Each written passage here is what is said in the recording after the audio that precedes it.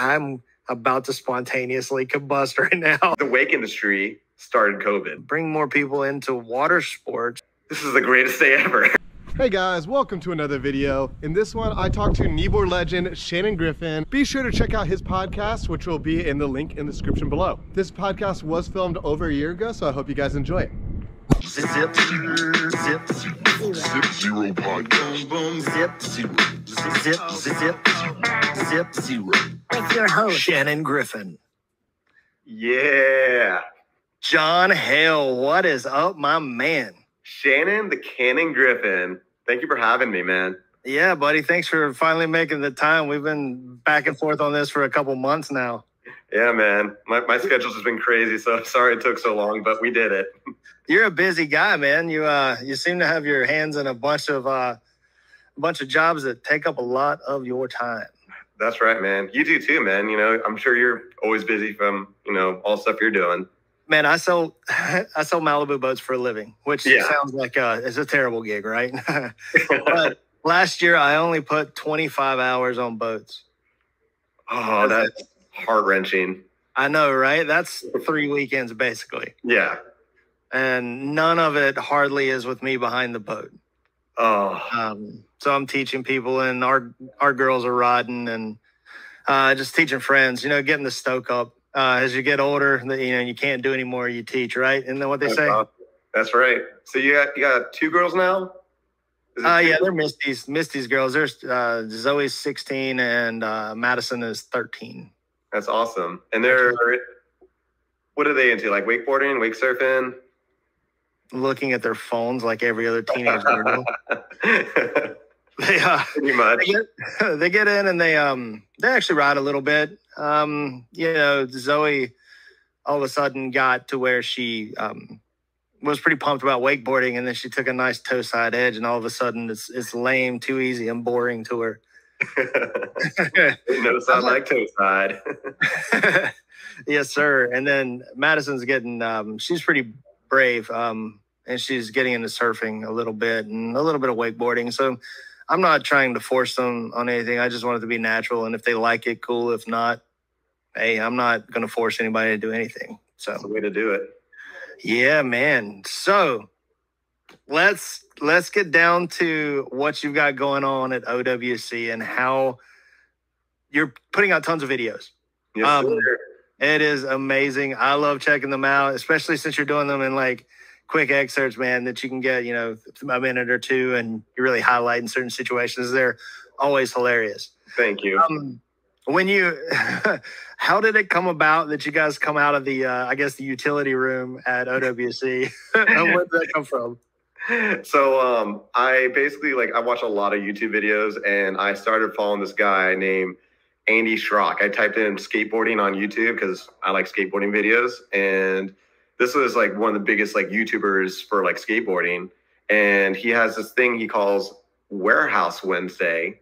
So he has his own warehouse, and he sells revived skateboards. And at every Wednesday video, the first thing on every Wednesday video is he just busting open the door and doing something crazy and random. And I just find it humorous because I'm like, oh, what's it gonna be this week? And I thought to myself, I'm I don't have a warehouse or anything like that, but he actually kind of inspired me to start making videos, as well as many others. And I was like, we've got a door that we can kick open, and we got random stuff in there, and we got friends that I like to film. So I'm like, okay, let's start doing this. And we came up with a lot of crazy random ideas, and I love all of them. I will say I'm a little disappointed in myself because I haven't kicked open that door in a while. But I want to get back into that and start kicking that door and start doing weird stuff with it. That was to me, that was one of the signature things for your videos. That, and then the that's cool. You saw a lot of high fives back in skate and moto videos, and knuckle bump transitions, things like that. And I think that's a pretty cool way to do it, and especially it makes a great cut to a different angle. So you've done well with that. That's amazing. Thank you so much. I actually have friends and families that will send me videos where they'll put their hand over the camera and they'll be talking to me, and it's crazy, and I appreciate all the love. Where did that come from? Just dorking around one day and it just stuck? I don't know. I saying you is just is something I say on the cable all the time. you know, just getting people hyped up, you know, getting ready to go. And I don't know, I felt like maybe one day I just put my hand over it and then I did it one time. And I felt like it was kind of like the door thing where I just started doing it every video. Yeah. It's either super annoying or it's catchy. So you got to go with one. You just feel the vibe out. I'm sure there's a lot of things that are just dead on the cutting room floor. Oh, yeah, there's a lot. There's a lot of stuff I'm like, that doesn't fit. It doesn't feel good. So anybody who does not know you that's listening to this podcast right now, you are the pun master and the rhyming wizard when it comes to operators at OWC and or standard conversation. I find it amazing. And it looks like you're wearing one of your hats right now. That's right. Don't stress it. Just press it. Yeah.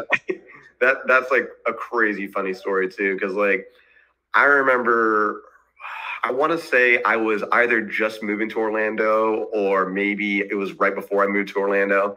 I went to a wakeboard contest, and I don't know, it might have been Nick Weinecker or it might have been Dano the Mano.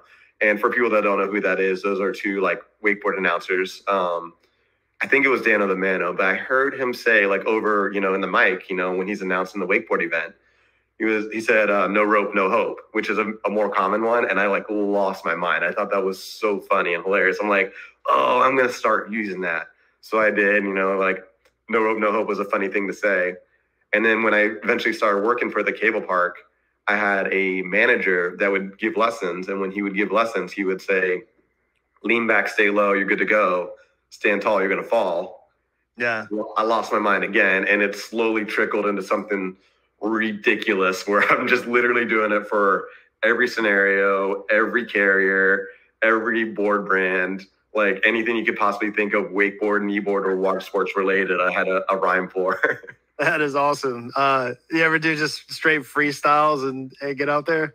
So like I used to like do like freestyles like when I was like in high school. I thought I was gangster. So I'm like, oh yeah, you know, trying to like spit rhymes and stuff. I thought I was really good at it. Like freestyle, I'm garbage. I'm just pure garbage, and I know it, but it was fun to do. But I can't even do it anymore for Watersports because I feel like I've hit so many rhymes, I can't think of any other rhymes. So if anyone can think of any, feel free to let me know because I feel like I've maxed out all the rhymes you can be had on Watersports. Right. Well, I mean, I think a lot of guys that are so when we used to do hip hop music, we used to do rap battles. I am not a hip hop artist, but I had some friends that were very good, and I was pretty good at marketing and putting together events and whatnot. And I think a lot of guys who were in those battles and doing freestyles, a lot of those guys probably had a lot of those rhymes in their head already, but they could apply them to certain situations. So they have this huge Rolodex in their mind of these raps. And I feel like that's probably what you kind of have going on out there, right? Oh, yeah. There's certain rhymes like, you know, that you can kind of see like on hand, like, you know, oh, this kind of applies to Carrier 6. Carrier 6 is for tricks. And if it's a girl on it, I'll be like, oh, Carrier 6 for chicks doing tricks. And then you can kind of, you know, see a scenario and then kind of use more of those rhymes. So you guys just did the Thigh High. Was it the Thigh High event? Yeah. So Dano the Mano, funny story. We were just talking about him. He randomly called me up out of the blue. I was on my way to Elite Cable Park because we had a points chase qualifier. So I'm just driving, minding my own business, and I get a call from Dano. I'm like, hey, Dano, what's up? And he's like, hey, man, I was thinking about having like a kneeboard division for like Thigh High. And we were like spitting ideas on my way there. And he was like, you know, do you want to do an exhibition or a contest? And I'm just like getting kneeboarding in front of people, like getting eyes on it. I'm like, I'm all about it. I don't care how we do it. So he was like, okay, cool. You know, reach out to a few people and see who you can get. So I reached out to a bunch of people, and we got myself, Jordan Adcock, and Jared Bolin to like all show up.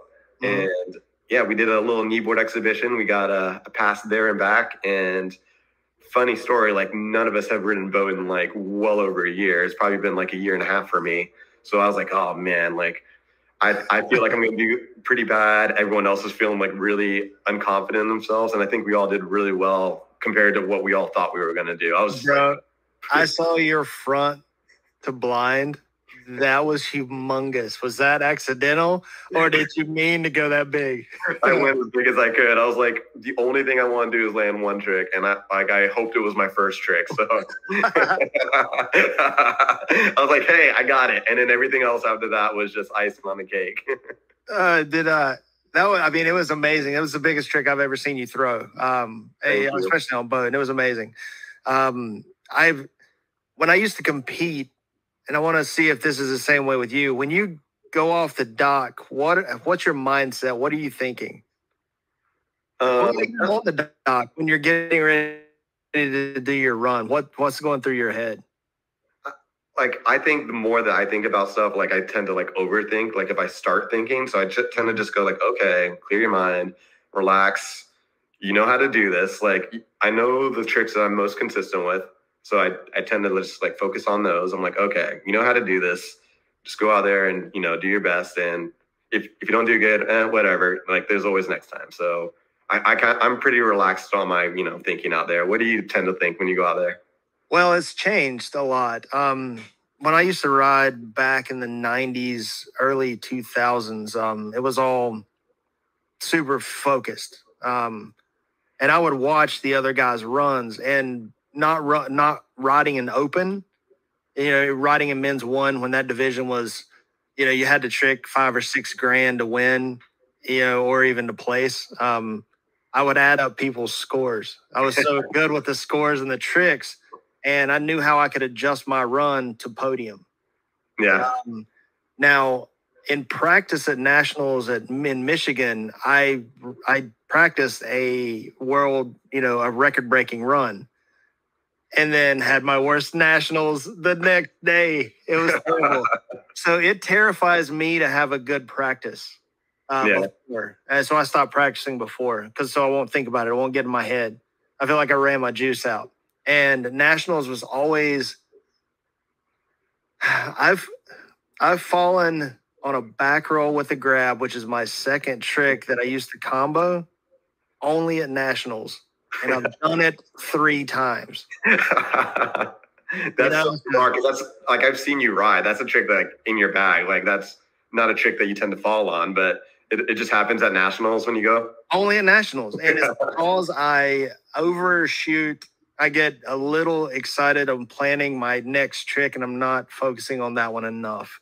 Yeah. It's a trick that I don't even think about doing anyway. I can do it inside the wake out without even, you know, that's just it's a no-brainer trick. And whatever. It is what it is. And it gets in my head knowing that I'm like, okay, I'm not following this trick in 2 years. I'm going to nationals right here. It is. Oh, and it's always just slight of rotation that edge catches, and it is, yeah, it's a strange thing, man. It's not going off what you said, like, I feel like very much like the same way. Like, for me, like, if I go like and practice, like sometimes I'll get like a really good run, and then like I'll go into an event and it's just garbage.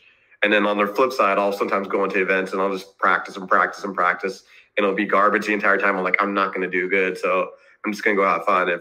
And then I'll do good. And I'm like, I don't understand like why that's happening. It's very flip flop for me. Like, if I have a good practice, I tend to ride bad, and vice versa. Yeah, that's kind of what I'm saying. It's as long as I ride, if I have a bad practice, I'm usually like, all F's are done. I don't give anymore. I'm just whatever.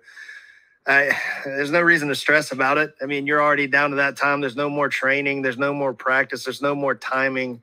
And then you get to there, and, you know, the wake's all weird. I think I was at the Sundrop World Championships. It was my first competition, like pro level comp, and you got the best in the world there. You had Jonathan McDonald, David McDonald, Billy Rossini. Oh my goodness. You had your work cut out for you. Dave Jennings. And I mean, I just learned my combo. It was my last trick on my first pass, and it was shallow water, I guess, and the speed felt slow. The driver wasn't getting up to speed, so I was already nervous, and that made it worse. I still stuck my combo and whatnot, but I mean, I was competing against the best in the world at the time, and I was just just the tip of the iceberg of ability at that time. It was 1995.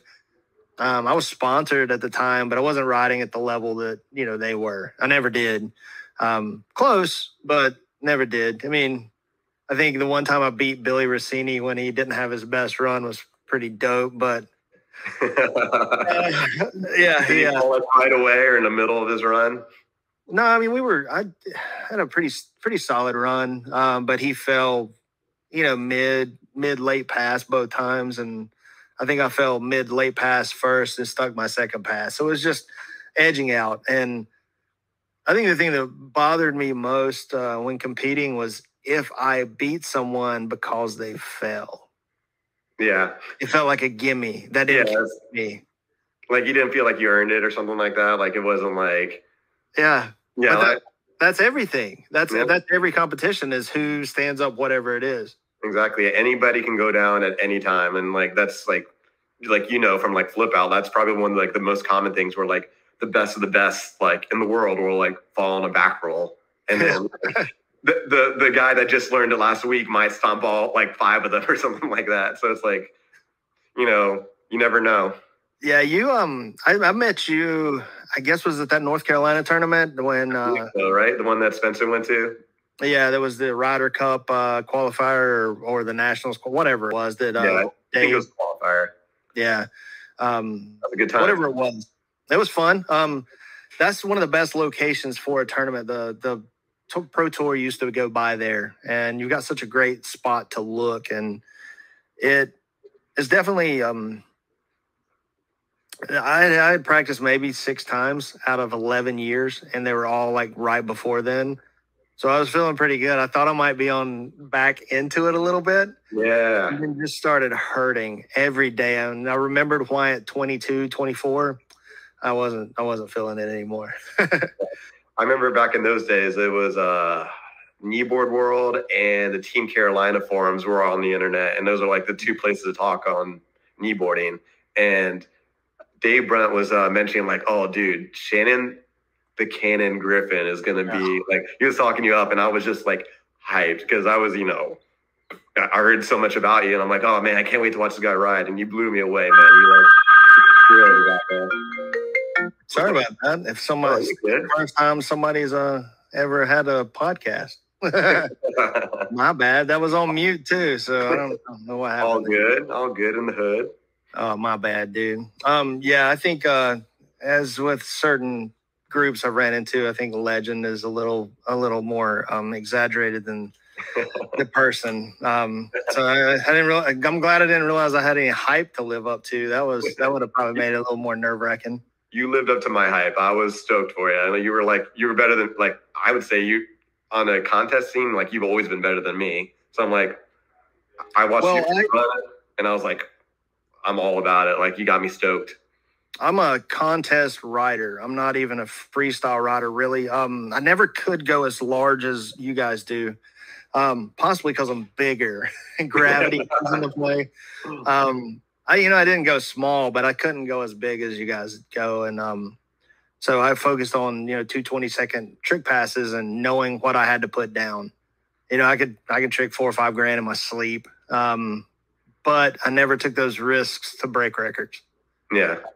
And that's something I kind of regret, but doesn't matter. I mean, one way or another. I mean, it doesn't matter at all. I mean, you win a contest, and it's like for, what is it, like maybe a year, it's like, woo, I won the contest, but like there's the next contest, and it's not like you win any money or like anything crazy. Yeah. You don't get like sponsorship deals or anything with the contest. It's like, hey, I got it. So it's back then it kind of made more of a difference of how many contests you won, your standings, you could put those in, but there were also 10 contests a year, and you had nationals that you had to qualify for that were pretty solid qualifications to get there. Yeah. And that seems to have changed. I know in order to get more people into the sport, it changed, but it seems like it drove more people out. It seemed more like a rec competition rather than a serious event anymore. And I think a lot of people just found out that it hurts. Yeah. Especially when you start going as big as you possibly can all the time. Cable's not as bad. It feels like you fall slower. It still hurts, but not as bad as boat. I will agree with that. How are you doing, like health-wise? I mean, you're not a spring chicken anymore. That was 10, 11 years ago when we first met or so. Yeah, man. Like health-wise, everything's good. You know, I recently went behind a friend's boat and like sent as hard as I could, kind of like we did at the thigh high contest. And I literally couldn't land anything because I was going too big and I was just getting destroyed out there. So my back's a little bit aching, but I'm like, okay, I'm just like, we're right now over at I'm at Ted's house right now. And we've been doing like photo shoots and stuff, but I've just been kind of taking it easy. And since there's cameras on me, I'm just like, okay, I don't need to do phenomenal tricks. You know, I can do like literally basic stuff. And for me, like, it's like, okay, at least I can like do all these basic stuff, have the footage, and I can like use this to like post on YouTube and post tutorials and like get, you know, youngins stoked on it. Cause, you know, I get tons of messages all the time. Like people going like, oh, how do you do this? How do you do this? What do you do next? So I'm like, okay, like this is probably more important than me just sending it as big as I possibly can just for myself. It's neat to watch your stuff, man. It looks like you're genuinely having fun. And I think that's the infectious thing about your personality in the sport. Even though you're a solid competitor and I mean, you can go out there and crush it, you're an approachable guy that tends to include everyone, which is pretty amazing. Thank you. I really appreciate it. I feel the same way with you. Like, no, I'm not that guy. you're definitely that approachable guy. Like you're fun to hang out with. You're fun to like tell jokes with, or just nerd out on like conversations and stuff. Yeah. Like you're definitely that guy. It is, but I'm also a bit of a provocateur. And it's mostly for humor for me because I got a dark sense of humor and I really, really like messing with people. And I come from a long line of dudes that really, really take dumps on each other. And I have to understand that people aren't always like that to each other. Yeah. And I can tell because as soon as I throw out a joke and it doesn't hit, I can tell how bad it offends some people. I had a situation at work not too awful long ago where a gentleman was getting ready to buy a boat. He had a boat. He wanted to order one, so we custom ordered it. And he gets there and he doesn't want to put a deposit down. He has to sell his boat first. Stuff that he could have been thinking about for the last 2 months. Yeah. And he's like, well, my wife's not going to let me have 2 boat payments. And I was just dorking around with him because we've had a banter back and forth. We talked about being bouncers at various bars and bar fights and things that we've done in the past that a little unsavory behavior, but whatever. And I was just picking with him. I was like, hey, man, ask your wife to get your balls out of the Crown Royal bag that's on the mantle and make a decision for yourself, and smiled at him. But undoubtedly that hit a nerve because maybe she is the boss amongst them. And he doesn't want other people to know that. But that dude got pissed. And he didn't work with me anymore. He said, I don't want to deal with him anymore. And that was offensive to me. It pissed me off. And did he like try to apologize and he just wasn't taking it? Or is it just... Bro, offhanded. I mean, sort of. And this apology, I think, is probably a summation of my personality. I went up to the guy. I was like, hey, man, I'm not going to apologize for what I said because it's blatantly a joke. I know your testicles are not in a felt bag on a mantle. It was a joke. Yeah. You know, we've been joking in the past. I'm going to apologize for thinking our friendship was at a different level than it was. Yeah. I won't joke with you anymore. You know, it was, I'm like, I'm sorry if it offended you. I'm not going to change my sense of humor. I'm not going to change my personality. I'm sure that was over the line. My bad. Yeah. But it was a joke. And based on our previous conversations, I thought that would have been within the realm because it was what we've talked about in the past. I'm sorry if it offended you. But I'm probably not going to change very much of that. So it's probably best. I love that because like, it's just like, I love banter. I love like friends picking on friends and whatnot. Like, I don't know if you've ever been in this scenario, but I personally have, and I felt weird about it. I remember hanging out with like being a kid and like hanging out with a new group of friends, a bunch of kids that like kind of moved over onto my lake at the time. So they lived like right down the street. I'm like, oh, these are new kids to hang out with. So I'm hanging out with them. And then like, they were like picking on each other. And like, I felt kind of weird because I was like, oh man, I wish they would pick on me. like I don't have anything that they could pick on me about. Like, oh man, like I think when you can like banter and like pick on your friends and stuff, I feel like you care about those people more. So I don't know. Yeah, bro, it doesn't matter even if it's real amongst my group of dudes. They'll make something up, and you're like, dude, I don't even do that. And then you find out. Of course you don't. Yeah, and then it gets even worse because then you get known as the dude who does something that you don't even do, but they say it because they think it annoys you, and it does annoy you because you don't do it. You didn't earn it. And it was so, I mean, all my nicknames are like that. And I've got different nicknames for various groups of people. How many nicknames do you have? Well, the ones that have stuck, I have 3. Shannon the Cannon came from Rick Bradshaw. And I think he was like you. He was just rhyming something. There's a Shannon the Cannon that's an amazing boxer. He's a pretty awesome boxer that I found out since. So I really couldn't trademark it or anything. But he would call me that just because it rhymed, I guess. And then it stuck. And then people just started calling me Cannon, which sounds pretty cool. I think one of the funniest things that happened, we were at a HO photo shoot, and it was me, Dave Jennings, and Brandon Bivens at the time. We were shooting probably 1999, 2000, somewhere in that range. And one of the models in the boat, she said, "So why do they call you the Cannon?" With a smile. And I was like, I 100% think that you're thinking something way cooler than it is, so we'll just leave it at that.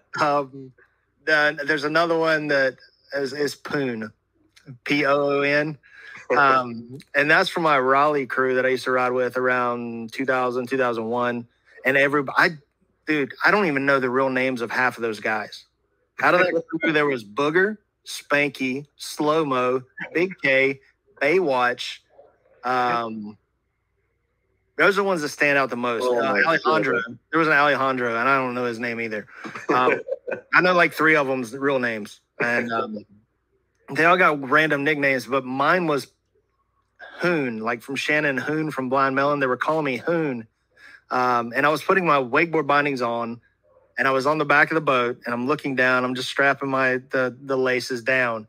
And he's like, "Hoon, you ready?" And his girlfriend says, "Did you just call him Poon?" And I stopped because I knew right then it stuck. And dude, they call me Poon. And that sounds like it could be a well-earned nickname, but that's the whole story behind it. Oh, you can't not call you that if someone asks. And the other one is Nux, like Knuckles. And that was from my buddies in Greenville, North Carolina, when I was with Monster Energy, working there. And those guys, there was a janky ramp, and we were BMX riding, and they were trying to jump it, and it was pretty sketchy. It wasn't real big, but it has a hole in the middle of it. Yeah. I'm not skilled enough to not hit that hole on a BMX bike. And I'm like, dude, I'm not jumping that. So they started calling me Moose Knuckle. And then it got shortened to Knuckles. Then they got shortened to Nux, which sounds like a tough name. But no, it was because I was not going to jump a ramp that I was too scared. So Nux sounds cool, but it's it sounds like a compliment. Like, oh, dude, that's Nux over there. Like oh, dude, that guy, that's over there. Which is even funnier because if somebody thinks that and everybody else in the know is like, haha, they don't know. Wind. So it's like those subtle jabs that come about that are amazing. Did you pick up any nicknames in your run? So for me, like Hailstorm was like an obvious choice. It's like for my last name, John Hale. So people go, oh, Hailstorm. That's a very common one. When I was in high school, I remember we used to play like backyard football, just like tag all the time. And whenever like someone would toss me the ball, like I tend to catch it. So they would call me Allstate because when you throw the ball, it was always in good hands. Oh, yeah. And then if I was ever doing bad on any given day, they'd be like, oh, we're gonna start calling you State Farm because State Farm sucks. So that's awesome, dude. So you got I'm seeing that you got your hat on right now. You've got shirts that are getting pressed up. How can people get a hold of some of that gear? Anybody that's interested, you can go to www.wakesteeze.com and you can find hats, mugs, t-shirts, all kinds of various equipment or apparel. with rhymes all over them, with various rhymes, different colors. So, yeah. How long have you? When did you launch that? I launched it, I want to say a couple months ago. I want to say maybe 3 months ago, and I just got my videos up. Like, I've been trying to put my videos up recently, but we recently announced our grand opening like maybe a week or two ago. So brand spanking new. Nice, dude. That's awesome. I like it. It's it fits your personality, the stuff you bring to the sport. It's kind of like the John Hill signature on it. Thank you. Everything. I try to make a rhyme every time. Oh, you got me again. I like sending you some of the funny puns, dude. I find some inappropriate stuff, and I'll occasionally. I love getting them. Although I only send you good ones, though. You may have heard them, but I mean top-notch stuff. I don't want any of this bottom feeder stuff. Oh yeah, like a lot of people send me like the ones that like there'll be like a list of 10 of them, and those just those get circulated around, and I get that one a lot. But every now and then I'll see like you'll post something to me, and I'll be like, hey, I haven't heard that one. I'm gonna save that. I'll use that one later. So it's always much appreciated. Yeah, man. Whatever puns are sent my way. I'll try to punish you guys with any more of them. No, like ultimate dad jokes. The dad jokes are the best. They are, dude. It's like long form pun. Dad jokes are the best when they become a parent. Oh man, see, too much. We probably lost all of our subscribers, all of our views as of right now. Well, it was all 4 of the ones that ever watch and pay attention to this thing anyway right now. maybe in 5 or 6 years, if it catches on really good, they'll come back and listen to these and be like, maybe he'll have that guy back on again, and they'll be better at it. Maybe that guy won't tell any more cheesy jokes. Oh man, that's so how often do you get to ride? Do you ride cable like often or? So for me, it's always every Wednesday afternoon. So I go in at 9:30 in the morning, and then I work till 3 o'clock. And the moment I get off, my friend Jared Bolin, who's also a professional kneeboarder, also gets off. And then we go, okay, what's the game plan for today? We have from 3 o'clock till 8 o'clock, which is closed, to think of, all right, what are we going to be posting for next week's videos? And it could be anything. And sometimes it's just us trying a new trick or a random idea that I have. Maybe sometimes Jared even comes with an idea every now and then. So, wow, that's probably taxing for him. I like giving him a hard time because he's the self-professed Michael Jordan of kneeboarding. So anybody who makes that claim is just asking for a bunch of shit to be thrown his way. To be fair, I think I might I throw that term around all the time. We're like, all right, you're the Michael Jordan of wakeboarding and the Michael Jordan of kneeboard, and I throw that to like all the athletes. So yeah, he's always great on the wake skate. Yeah, he's a talented cat, man. He definitely gets out there and gets after it, and being a smaller guy, I mean, now he has the flowing Jesus hair, which is amazing. I love it. He does an odd trick where it's almost like a laid out back roll layout. What does he call that? So if you were a wakeboarder, they would know it as a Hindenburger, which is basically like an S-bend, but in the opposite direction, like in the back roll direction. I know Nick Sauls used to do that behind the boat, and he would call it a Nick bend. And then I'm trying to remember what Jared calls it. I don't know if he calls it the J-Rod or if he calls it Hindenburger as well, but it's got a name, I'm sure. Yeah, it looks like just a laid out back roll that's just held a little bit longer to where you come on the laid out position. And even just watching that trick, if that's what it is, like a reverse S-bend, that's what it looks like. But I know the mechanics of what he's doing. I just can't get my body to do that. But when it comes to doing S-bends behind the boat, have you seen anybody be able to do them better than Dave Jennings used to do? As far as I'm concerned, I've seen a lot of people claim S-bends, and not to like trash talk any kneeboarders or anything like that, but like I go, okay, look at your S-bend and look at Dave Jennings. And if anyone is watching this, you can stop this video now and like go on YouTube real quick and type in Dave Jennings, and you'll see the most insane riding you'll ever see on a kneeboard. I would claim him as the GOAT, and I don't think anyone has done an S-bend like him. And I question, and I don't like thinking this, and I question if anyone will. I hope someone goes out there and like does an S-bend like him, because I think it's like the most beautiful trick look there is on a kneeboard. But man, there's so many guys that do it halfway through perfectly, and then it breaks down at like the 60% mark. Yeah, and he's the hard trick. Man. It's when I was riding with Dave, it wasn't. He says it's not, and he accidentally did it, I think. So when he was figuring it out, he was basically doing the Vulcan, the front, shifty front somersault to backflip, which is a lot of the ways like you do your skyscraper. That's what most people call is. Oh, I was going to say like the skyscraper. Got it. Yeah. So there's only 2 or 3 guys who really do it like Dave did as well, because he did a front somersault, shifty, pulls into backflip. Amazing. And he could do it off of air. He could do it off of a bounce. Yeah. That was insane. And he did it like nothing. He did it on low line, no wake, zipped through with no jump, and just did it off the trough on the backside. Insane. One of my friends, Doris Roner, has like shown me old video VHS tapes of him riding, and I just couldn't believe it. Like the small wake boats, he would be doing, full wrap 720, so the ropes wrapped around your body like an entire way around, and you're wrapping your arm around.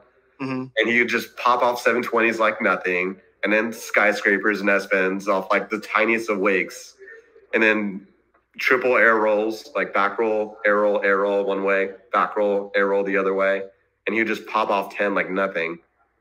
That guy has more records and has more style than anybody on a kneeboard, in my personal opinion. His amount of rope control that he had was phenomenal. He knew line tension, he knew board edging, and knew how, all the tricks are impressive. His combos are impressive. If you watch him ride, there's never slack in that line. And that's something that's almost unheard of. And for him to go as big as he does, and when he lands, doesn't bounce. He has enough control to stop the entire bounce. Yeah. And was a mad, humble dude. I don't know if he was humble as much as he was quiet. Yeah. And but you got to understand, the North Carolina crew that I was with were loud. David McDonald is probably the loudest carry-out voice ever. Like if you're within a mile, you're going to know David's around. And it's amazing because he's like one of the most infectious personalities that you'll ever meet. But to ride during that era with those guys was pretty amazing. Oh man, I could only imagine. Like for me, I would have been, so I'm thinking 1999 when that movie came out, if I'm not mistaken. It was 98 or 99. Yeah, somewhere in that range.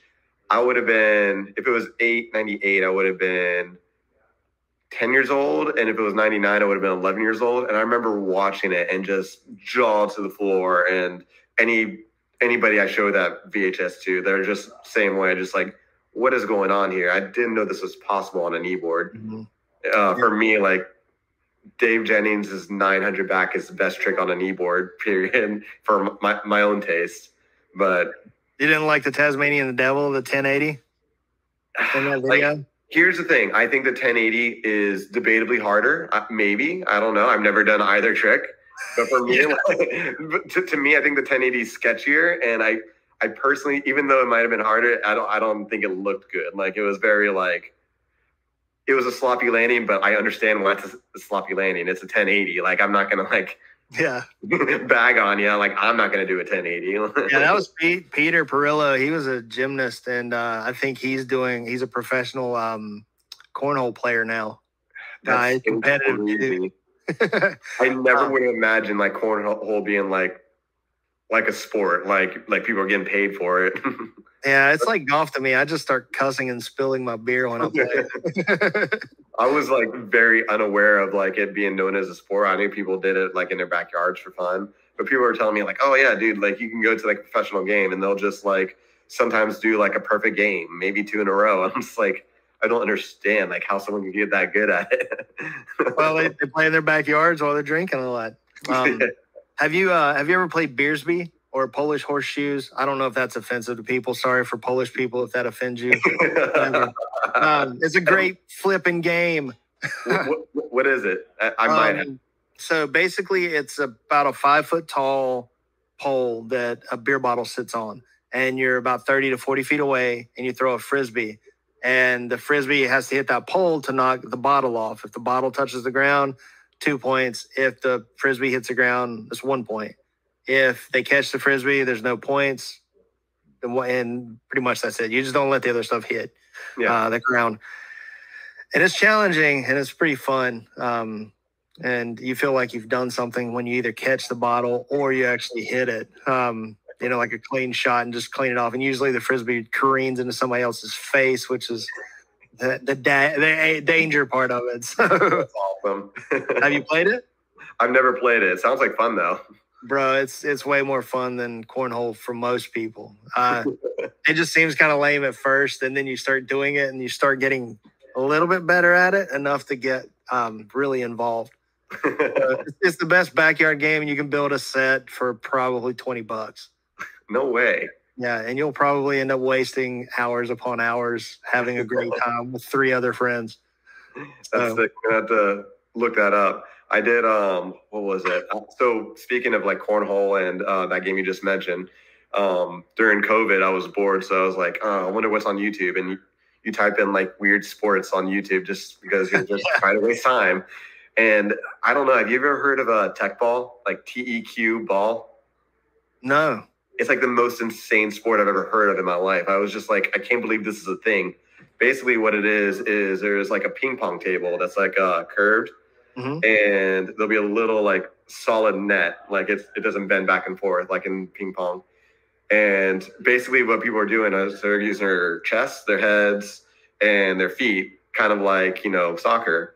And they're basically playing volleyball rules. So, you get like 2 people on each side, and they can, hit 3 times, and it has to go to the other side.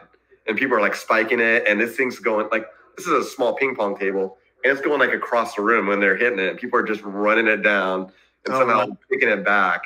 I'm just like, I was watching like the world tour, like, when I was bored. I'm like, why not? I'm like, wow, people are getting like really good money for this kind of stuff. Like it was blowing my mind, and it was like a brand new sport. So coronavirus, man, that whole scenario, the COVID-19 thing was the best thing to happen to our industry. It really was. It's because people can get out with their families, and that's the way to quarantine, and everybody bought a boat. Right now it's insane. We've got maybe 3 boats in inventory, and people are mad. They're calling from states away because they don't get any. They waited to the last minute to buy a boat, and they're paying like full price. And at Malibu and Axis both are going up 10% next year. I think the whole industry is doing that, and it's already very expensive.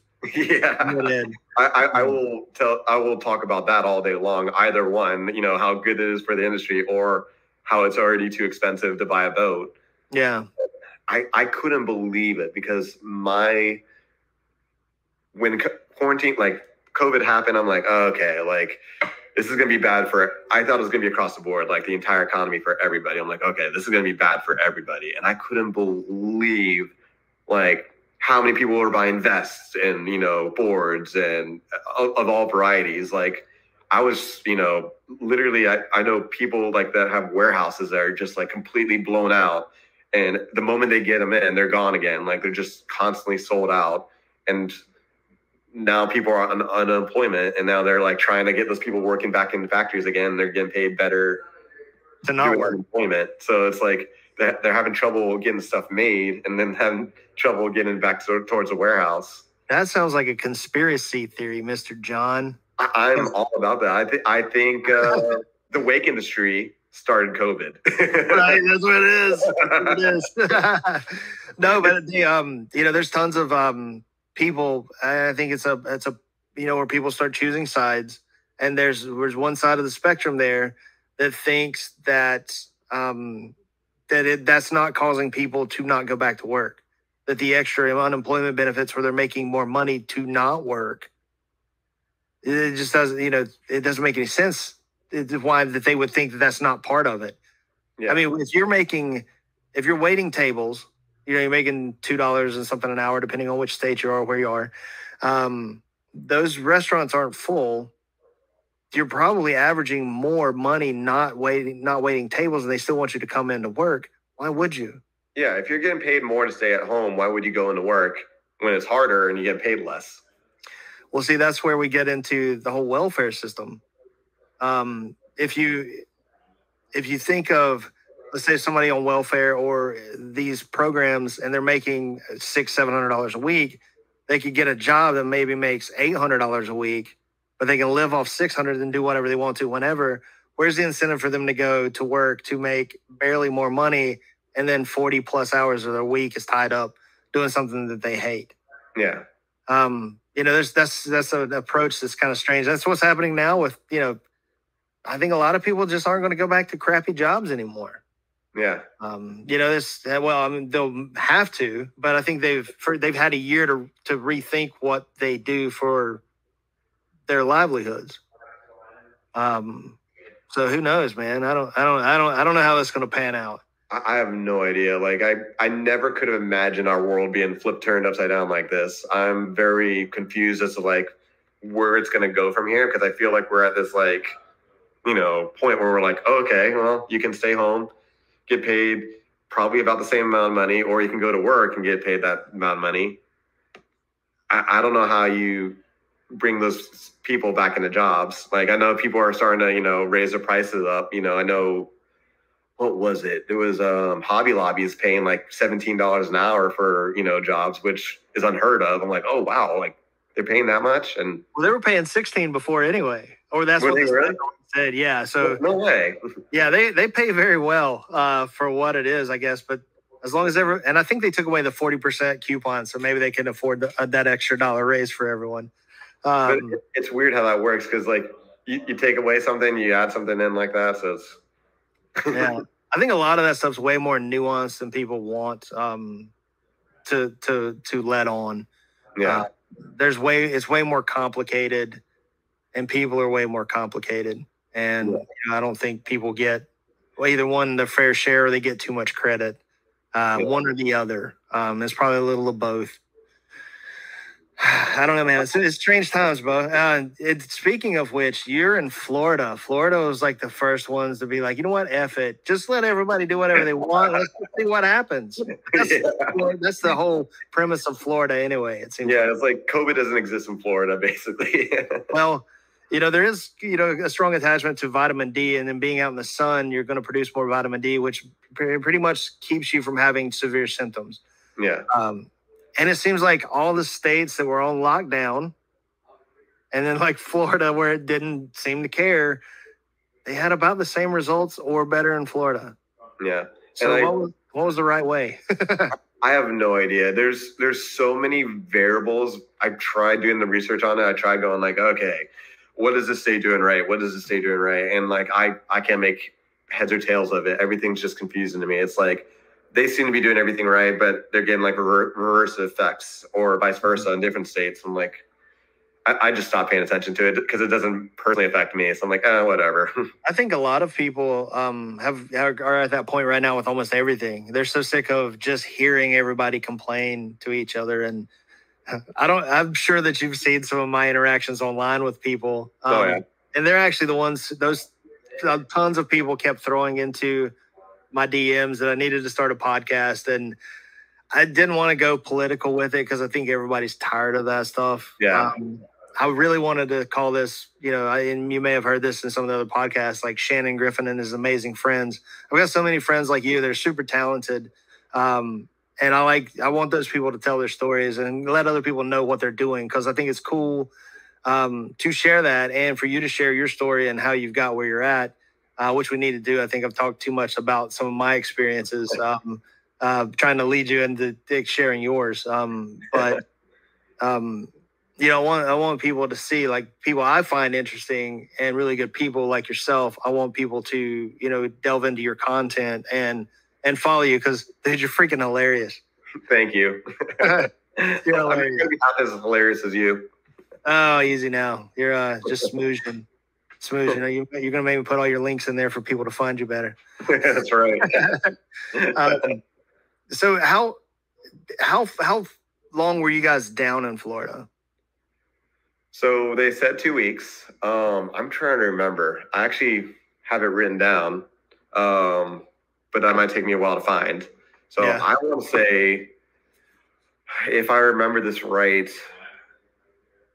I want to say it was like a couple of months. Like, it was just like full on, like, you know, like everything, just nothing going on.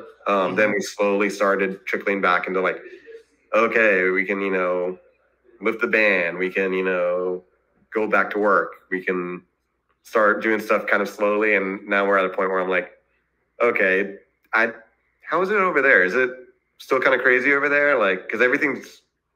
Nah, man, I was wearing a mask out in public up until about a month and a half ago.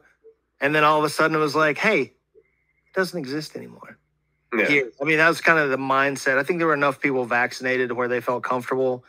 I haven't been vaccinated yet, but I'm pretty sure that I've had it already. We took a trip to Seattle last year around late January, and we were all deathly sick, and that's kind of where it came in. So maybe we were the patient zero for North Carolina. I hope not. But we were all sick, and we stayed at home. It was one of the first times I've been sick enough to not go to work. And then Misty and Zoe were both down for about a week on couch ridden before everybody knew what was going on. And it was pretty terrible. Like, all the symptoms were what COVID symptoms are. So we either had the flu or COVID. And then Madison just got COVID, tested positive for COVID about 3 weeks ago. And she lost her smell and taste a little bit. And that was really her only symptom.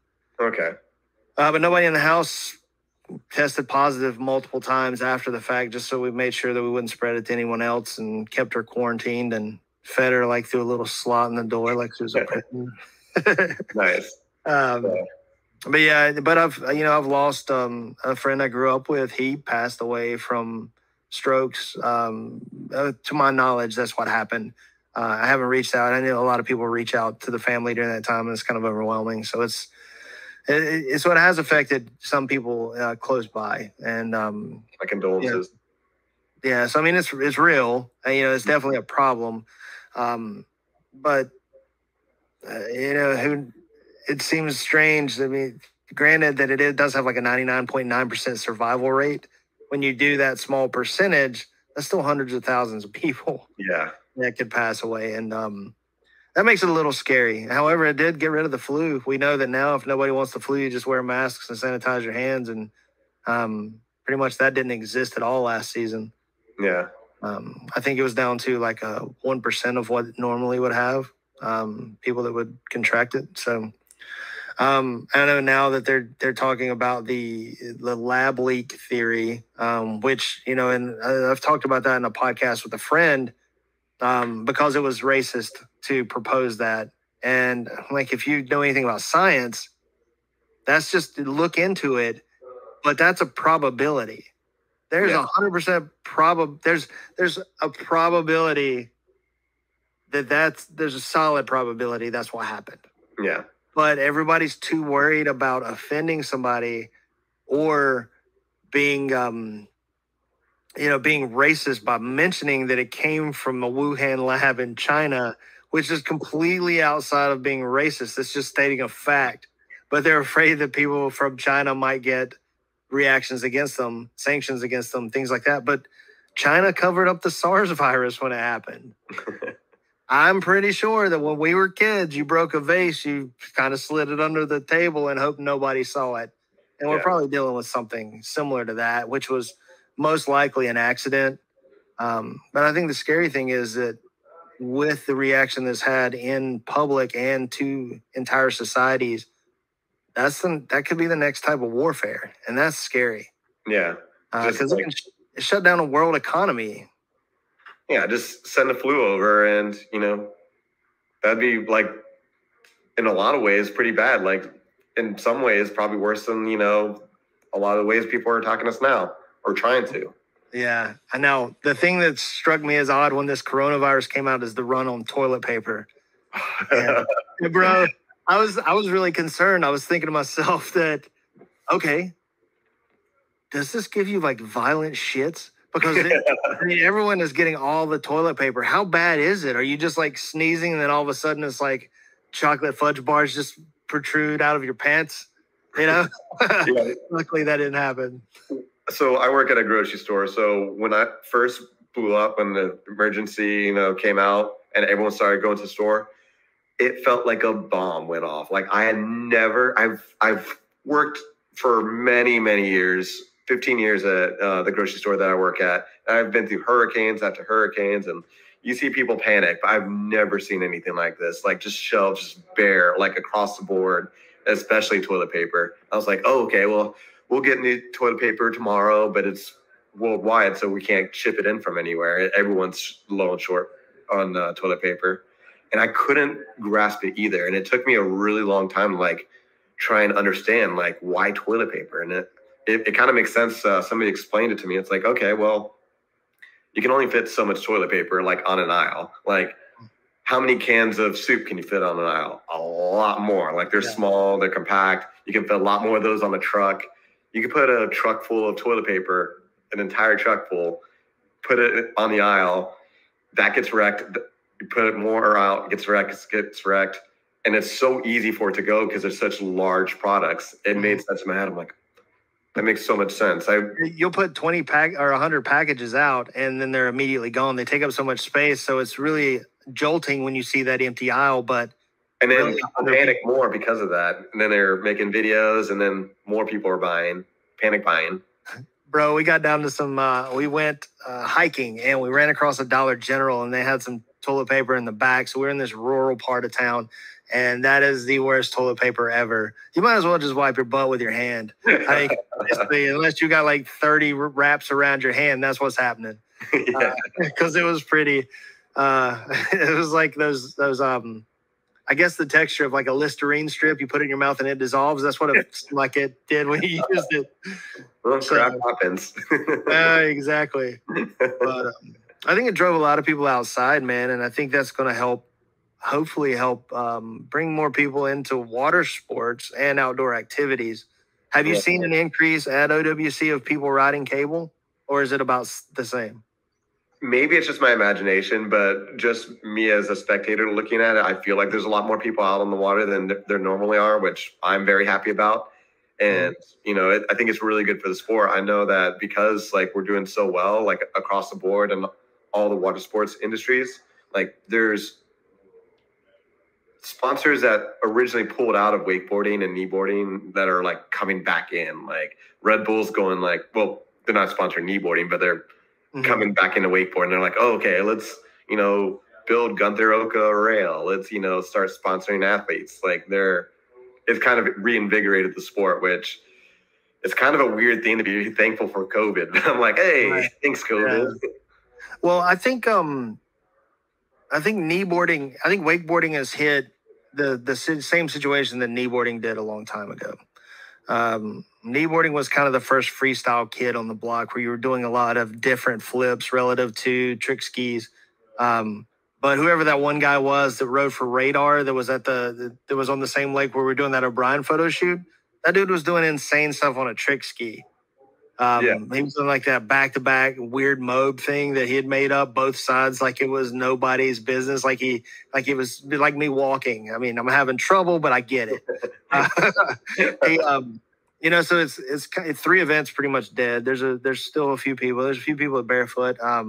All the money got sucked out, put into wakeboarding. I think wakeboarding has always had a hard time trying to figure out what it is. Yeah. Because it's always wanted to be. At first, it was trick skiing, but bigger. And then it went to more of a snowboarding skate style. But then you're emulating another sport instead of its own sport. And then park riding is a lot more like snowboard park riding, even down to most of the tricks and how they look, which is cool. But do you think that hurts it? So I personally don't. I weirdly think like we may not want to admit it, and I actually made a meme about this recently. I think we're all kind of copying something.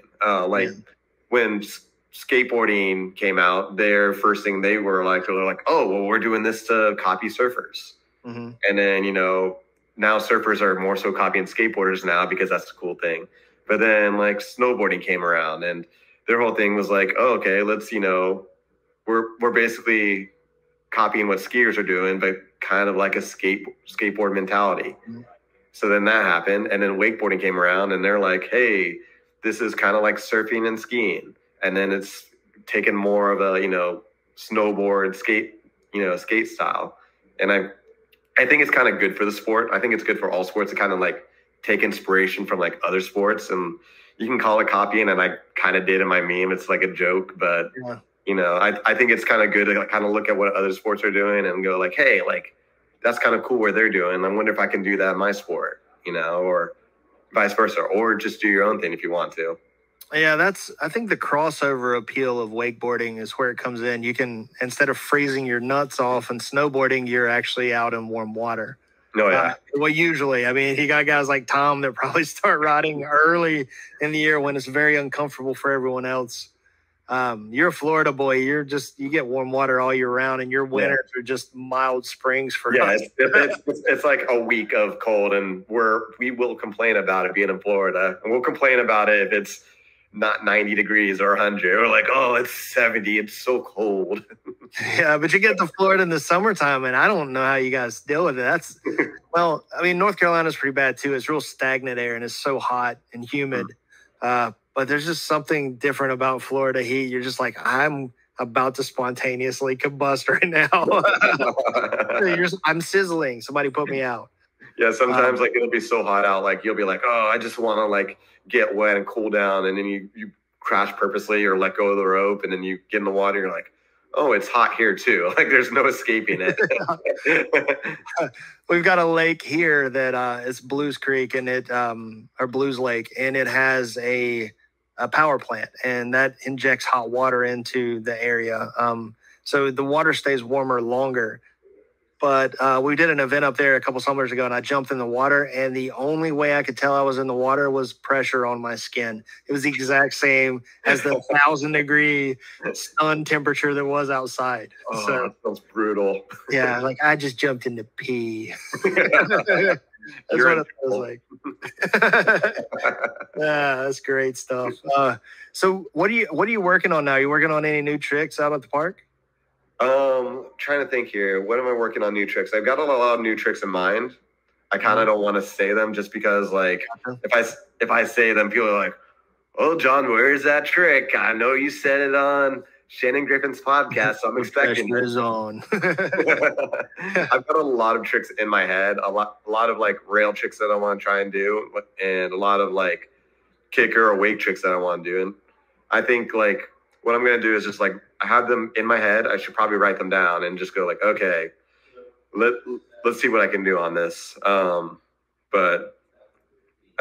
Trying to, I will say this because who cares? Like I am trying to do a backside big spin on a kneeboard, which is like the skateboard style, like basically copying wake skating or skateboarding. That one I don't really care if anyone calls me out on because I don't think you're copying. I mean, your body positions. I mean, the trick, rotation, and concept maybe, but your body position is totally different, and the board's completely different. Yeah, that's where you run into the problems. Like a kickflip on a kneeboard would be extra dope, but that's so much freaking harder. Yeah, I've tried finger flips, and I don't know if that's possible, but I want to believe it is. I just grab the footman loop and just push down on it, and it just goes flying. And sometimes it's close, and sometimes it's a mile away. And I don't know how. Like I feel like I'm doing the exact same trick, and it's different scenarios every time. I think one of your best approaches to that may be a straight-on shot where you grab the nose to flip it, and you use your foot to kick the backside as you guide it around and in front of you. But however, that's going to make for some interesting falls because you'll probably catch that board in the chin a couple of times.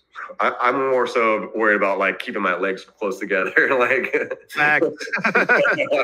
You don't want to get credit carded with that thing. Oh yeah, like a thick wake skate was pretty bad. Like I've never had that happen, but I can imagine those thin sharp edges on a kneeboard would hurt so bad. Yeah, I've seen some crazy falls. Did you ever? You never got to ride with Chris and Todd Crutchfield, the twins? Unfortunately, no. I've heard stories about them. I've heard how good they are. They're legends. Yeah. When it comes to the severity of their crashes at tournaments was what made them famous. And they're great riders. No, don't get me wrong. They could do some form or variation of every trick. But could they put it together in a run was different. But to see those guys pull out of some of the craziest crashes, I saw Todd do a backwards back somersault where he landed so far backwards, his shoulders touched the water facing the boat. And he stood right back up and was riding backwards still. Like the edge didn't catch. So he just like did a sit up backwards.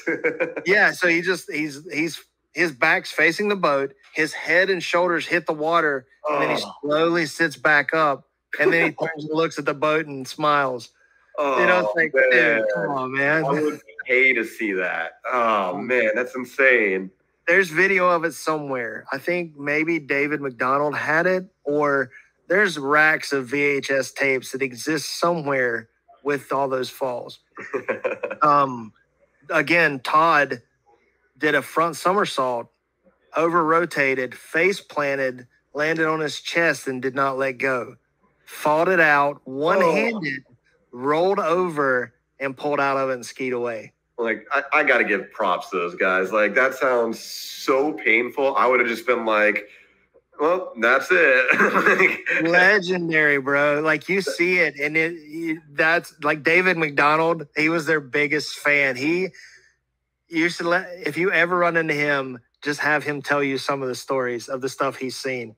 Because he's real animated about it. Loved it. You know, he's a grandpa now, actually. They just had a kid. Wow, congratulations, David.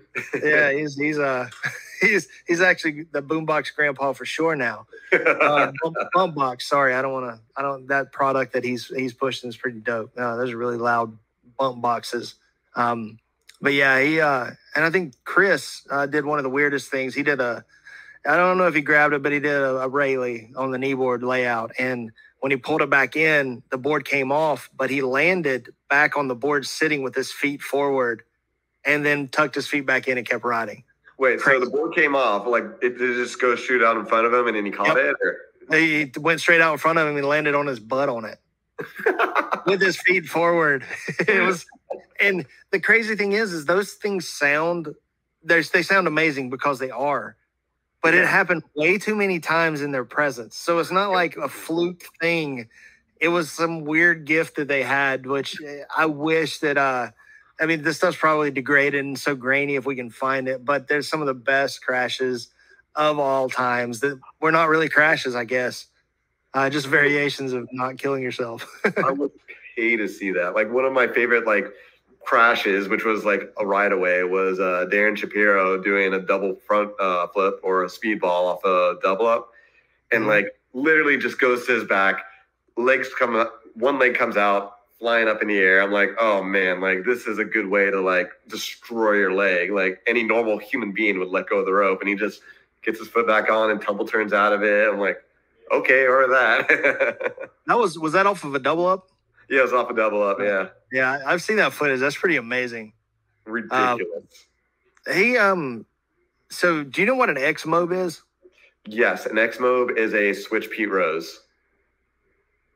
Right? Is it? Wait. Give me a second. Because a Pete Rose is just a switch toe side back roll mob. I think it is. I think, unless I'm mistaken. Am I mistaken on that? I think it's switch Pete Rose. It could be, because a Pete Rose is basically just a toe side back roll mob with a grab. Yeah. Which everybody who does not know what any of this is are like, I don't know what the hell they just said. Yeah, there's a lot of people that are logging off right now, just like, oh, they're talking about wakeboard tricks. Anyone that wakeboard tricks are so stupid, and I made an entire series on it. It's so dumb how dumb they are, and I've heard people talk to me like, can we start this over? And the only way I think we can start this over is if Sean Murray goes like, okay, guys, yeah, wakeboard trick names are stupid. We should start over. Right. They've been stupid since day one, but they really came from snowboarding. A lot of the grab names being like chicken salad and so like stale fish. I'll justify like rail tricks because that's what snowboarders use, and snowboarders use skateboard, and like there's like a clean history of it. Mm-hmm. So I'll go like rail moves, got it, grabs, got it.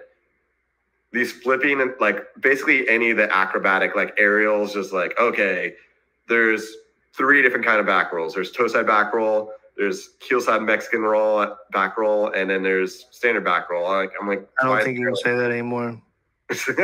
Mexican roll, sorry. Didn't mean to be offensive. I don't think you can say that anymore. We're gonna get demonetized. Or is it back roll? Is that the bad word? I don't know. Yeah, it was just a roll part. I mean, because people, I've got extra rolls. It might offend somebody that's fat. Or is that even allowed? Yeah, I don't know.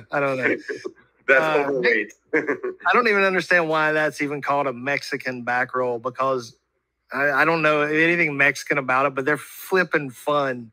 See, I didn't mean to do that. I'm just trying not to curse because we can keep this a little cleaner for you, because I dropped too many F-bombs. My grandmother would not be proud of me. But doing Mexican back rolls are really about the only way you can do roll to blinds. And they're pretty fun because it just feels so stinking weird. Yeah. And it's kind of the way you do them off of the kickers anyway, right? Yeah, that's the way. You can throw it like a standard back roll, which is end over the tail. I'm personally more of a Mexican back roll guy myself. Mm-hmm. But I think behind the boat, it's different because of the way that you can edge up the wake. But off the kicker, yeah, it's a lot harder to go end over end. I feel like off a kicker, like over your tail. But like I agree, it's way easier to do it on a boat. Yeah, it's that's pretty amazing, man. I've seen your riding, and I've seen you progress in your riding in both sports, and it's pretty amazing. You've got a lot of hours logged in, and it shows just with the ease of what you're doing, and you're making it fun, and you're making it fun for everybody, man. So that's kudos to you. I think that's good for the sport. You're probably, I'd probably say you're one of the best advocates for the sport right now, which is awesome. And thank you so much. I've seen the advocates of the sport. I've seen the best pro riders, and I think it's hard pressed to find anybody that seems to be more fun to be around than you are when you're riding. Yeah, thanks, man. I really appreciate that. Yeah, I think maybe Kent Harshorn would give you a run for your money. He's an underappreciated pro rider. He really is. Like, I will say, like, Kent Harshorn is a legend. I really miss like watching that guy ride. I don't know if he still kneeboards, but like it was always a pleasure watching him shred. To me, he's the last great pro rider. I agree. 20-second pass, even freestyle.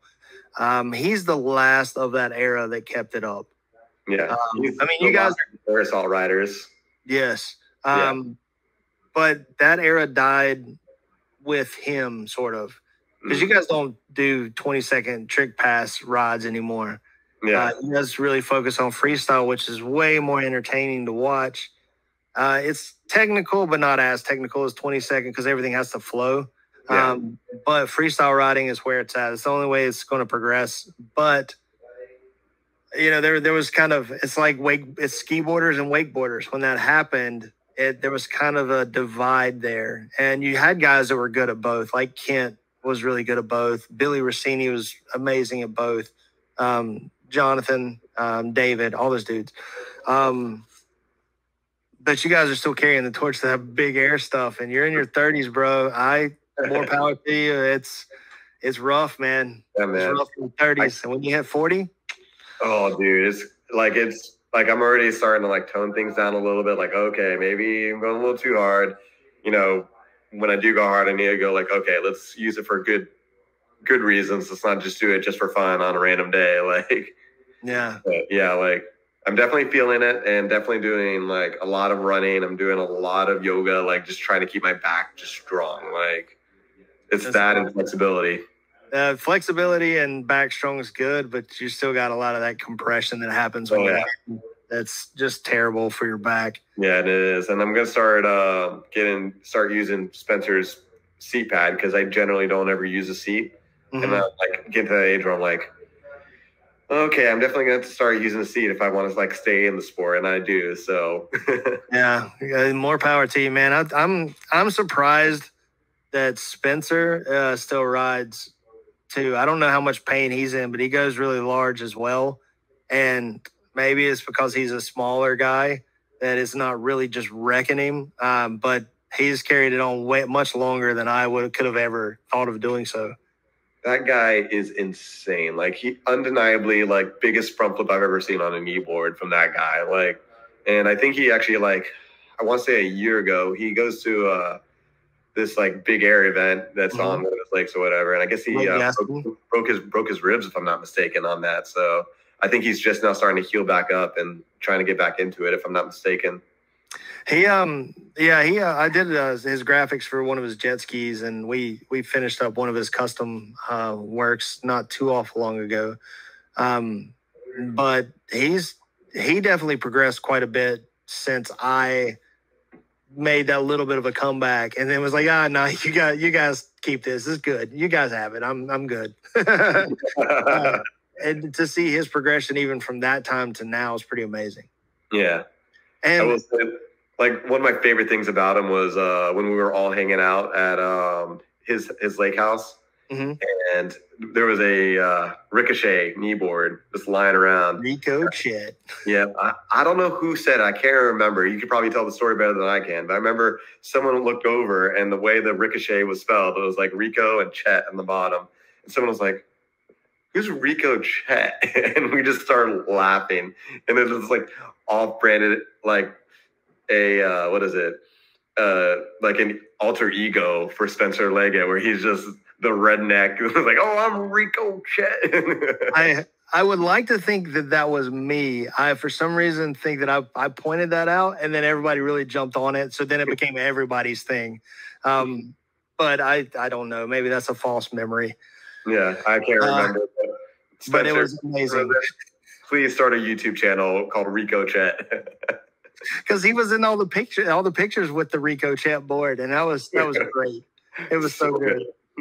And Danny riding well, and was he in his 40s at that time? I want to say so, if I'm not mistaken. And another guy killing it well into older than you would normally think is Gabe Grissom. He's still rides. The Gabe Grissom. Yeah, he kills it too, man. He's a really talented rider. I know that when I was with Overton's, I think I got picked up by Overton's when I was coming back into riding, and I feel like I might have bumped his spot sort of when they were going to do a kneeboarder, and that kind of sucks because he rode for them for quite some time when I was not part of it. Yeah. But I mean, I don't think it. I mean, what did it hurt? It's maybe a board a year and a sticker on the board. It's not like it took food out of anybody's mouth. Yeah. He's not starving. Yeah. And he's a very surprising rider. When I saw him ride, I was really impressed. Because he's old school, and the thing that impressed me most about Gabe's riding was he kind of did it in a vacuum. You guys that ride, you had friends you rode with. Oh, yeah. We had people to push us. Yeah, people to push you. But guys like Gabe that don't ride with people that ride at that level and you can get to that level is amazing to me. Yeah. I don't like unreal self-discipline.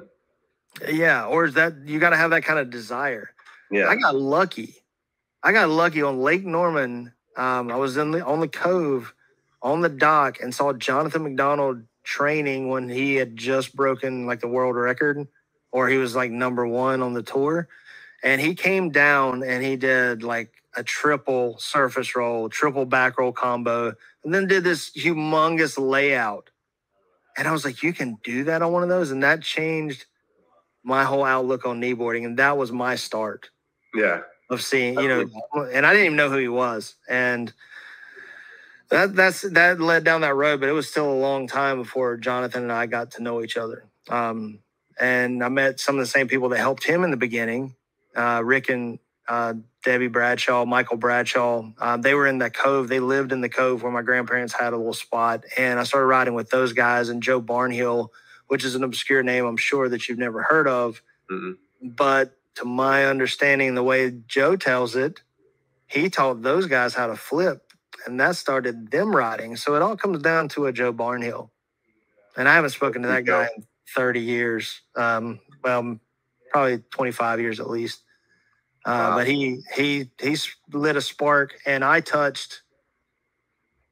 probably got 8 guys into riding that turned out to be really solid competitive riders. So he touched those guys, which influenced me, which I influenced guys like Greg Cox, and they became friends and we rode together all the time. And if it wasn't for those guys, I would have never accomplished anything. So who all did you ride with coming up? So for me, like I was kind of like by myself for a while. And then who was it? My best friend, his name was Brian Norris. We would just go out and like kneeboard together. And this is, I want to say it might have been before Aerosol, or we might have just been watching Aerosol, like when we were just starting to get into it. And I remember we all used to just think like, oh man, imagine if like one of us could like do like one of those tricks in Aerosol. And like we weren't doing even like back rolls at the time. Mm-hmm. And we just like, we would go out on the lake and we didn't know how to teach ourselves. And we would just like get pummeled and just like do half backflips, half back rolls, and just fall on our heads a million times. And then one day, Brian learned how to do a back roll. And I was like, oh, I need to learn how to do this. Like, if my best friend can do this, I should be able to learn how to do this. And he helped me, learn how to do that. And then right afterwards, I want to say maybe a few years after, I grew up in a small town called Lake Placid. And while I was in Lake Placid, we had this Christmas parade. So the very few businesses during the Christmas parade would come down and, have their parades, whatever. And I saw a bunch of kids on these little rollers. They were basically like skateboards. I can't think of but, people use them for like engineering and whatnot, rolling underneath trucks. But they placed kneeboards on these rollers. And they would creeper. Thank you. I couldn't think of the word. But they were like doing that down the street, like in Lake Placid. And my mind was blown. I'm like, there's other kneeboarders in this town of mine that like kneeboarding. And like, I was like, Mom, Dad, I have to know who these people are. Like, they were like instantly like my best friends. I'm like, they're, part of my crew. I'm meeting these people and we're going to kneeboard together. So that led to me meeting like Elisa Piper and Jared Boland when they were both very young. And I was also very young. And then I met the Roners and they kind of got me into like competitive kneeboarding. And they're like, okay, here's, how you, go to a contest. And then they were like talking about worlds. And I was like, oh, wow, imagine if I could do worlds. I think one of the first events I went to was probably like worlds, just kind of just like, I was not like competing and then just go in there like, oh, there's a kneeboard event. And it was worlds like in Lake Placid. I'm like, the small town, I couldn't believe it. There was kneeboards there and worlds was in my hometown. I just got stuck on it. I was like addicted. And me, Elisa Piper, Jared Boland, and our other friend, Nick Sauls, we all were like hyped on it. And we would just all hang out at one of our houses and watch Aerosol on loop till the VHS tapes were just like exploding. Right. And it slowly grew from there. And now like I eventually meet people like you and people, like Gabe and, Kent Hartshorn and all these people kind of help like motivate me to like keep going and grow the sport and, have fun. The thing I miss the most about that generation of when I rode, we would do 8 tournaments a year or so. So summertime, every other weekend you were traveling. We would load up a crappy minivan that my buddies had and full of boards, 4 dudes, sleep in the car, camp somewhere, find somebody's sofa. I mean, we were couch rats. I think Joey Lawson had a spot. I don't even remember. It was in Lakeland. And I think they were working on his house. And I think we crashed there one night too. It was like, half construction was there and, it was halfway constructed. He had in one of the rooms, he had a little kiddie pool with turtles in it. You know, it was like that kind of place. It was dope. And he was riding with Joey. Joey was he was an innovative kneeboarder. I don't know how much he wants to let people know that, but now that he's the Liquid Force rep and he's involved in all that, we kick around some old school stories when he comes through. But those are fun times, man. You would not get me doing that now. There's no way I'm sleeping on couches. I'm not motivated enough to travel that far. Some of my best memories that I do not want to revisit. Once you start getting a little older, the couch starts hurting more and more. Yeah, I mean, I don't mind sleeping on a sofa every once in a while. And, you know, we've got an RV van, and it's basically like you're sleeping on the sofa, but that's kind of an occasional adventure that's really convenient. Oh, yeah. But, you know, when you guys came up and you guys crashed at my place when we did the Project Launchpad. Yeah. That was a good time. That's as many people as my house will hold, though. Then, yeah. We Corey, you know, who else was there? Adam Iddings. Yeah, Danny was there. I think Gabe crashed there. Kent stayed at a hotel somewhere. Maybe Spencer. I don't know. That was such a fun event. That was fun, and we've since moved to a house that would accommodate more people now. But you know that time was pretty cool. That was kind of like the Hail Mary of my last go with anything on it. And I didn't practice. I wasn't even planning on riding, and I rode terribly. But that weekend, you brought back that video of you doing that front roll to blind on the down rail gap. And that, you know, when you showed me the first video of you just doing a 180. Yeah, like I didn't showing it to you, and it was like away from me. So I'm like watching your reaction to it. Yeah. And I see your reaction to it, and I just remember thinking like, okay, that's kind of the reaction I expected. You're like, oh, I'm kind of impressed by that. Like, and I thought he was showing you the flip. I'm like, yeah, that's kind of how I felt too. And he was like, oh, but dude, wait for this. And he'd show you like the flip one. Oh yeah, dude. And your eyes were just like, and I was like, oh, really? Like, thank you. Just not so much. I mean, the trick, you know, you and I know the basics of that trick aren't as complicated. But the freaking balls you had to try it, dude, I'm a risk taker. I love doing that stuff. I would never have tried that because I would have died. I would have shorted it or I would have overshot it. And you didn't seem to even think about that, it seemed like. Like, I definitely did think about it. And it was one of those things where I can't believe how well it was set up. It was almost made. Like, it felt like Gyptopia was just like, all right, we're going to build this so if a kneeboarder wanted to, like, hit this gap to that, it'll be perfect. For anyone that's listening and, you know, not seeing this, basically what it is I'm in a pool, and there's two safeties on the pool, and then there's a down rail to the right. And I was just thinking, like, oh, I wonder if I could hit, like, that inside safety if I'm edging as hard as I can and gap to the far rail. And I started like thinking about it. I'm like, okay, we drove all the way up here. So if I hurt myself, it's going to be a really long drive back. Like I have to get to the hospital. It'd be like a really big pain. I'm like, okay, let's not hurt ourselves today, John. Let's just have fun. But let's think about this. What's the worst thing that can happen if I hit as hard as I can? Well, if I hit as hard as I can, there's no way I'm undershooting and I'll land in the grass. I'm like, okay, we'll see if I can. I literally thought to myself, I'm like, let's see if I can purposely land in the grass. And I just lean back really hard and be ready for it. So as hard as I could, as hard as I possibly could, and it literally just launched me straight up and it just placed me perfectly on that rail. Like it wasn't like I had to find the line or anything. It literally like the rope just stops there. So it places you perfectly on it. I'm like, that was kind of fun. I kind of want to do that again. So I did it a few times and then landed like kind of almost a 180 onto it. I was like, oh, okay, I've got a really bad idea in my head right now. Like let's show this bad idea. I've got it queued up, man. Let's see what we got here.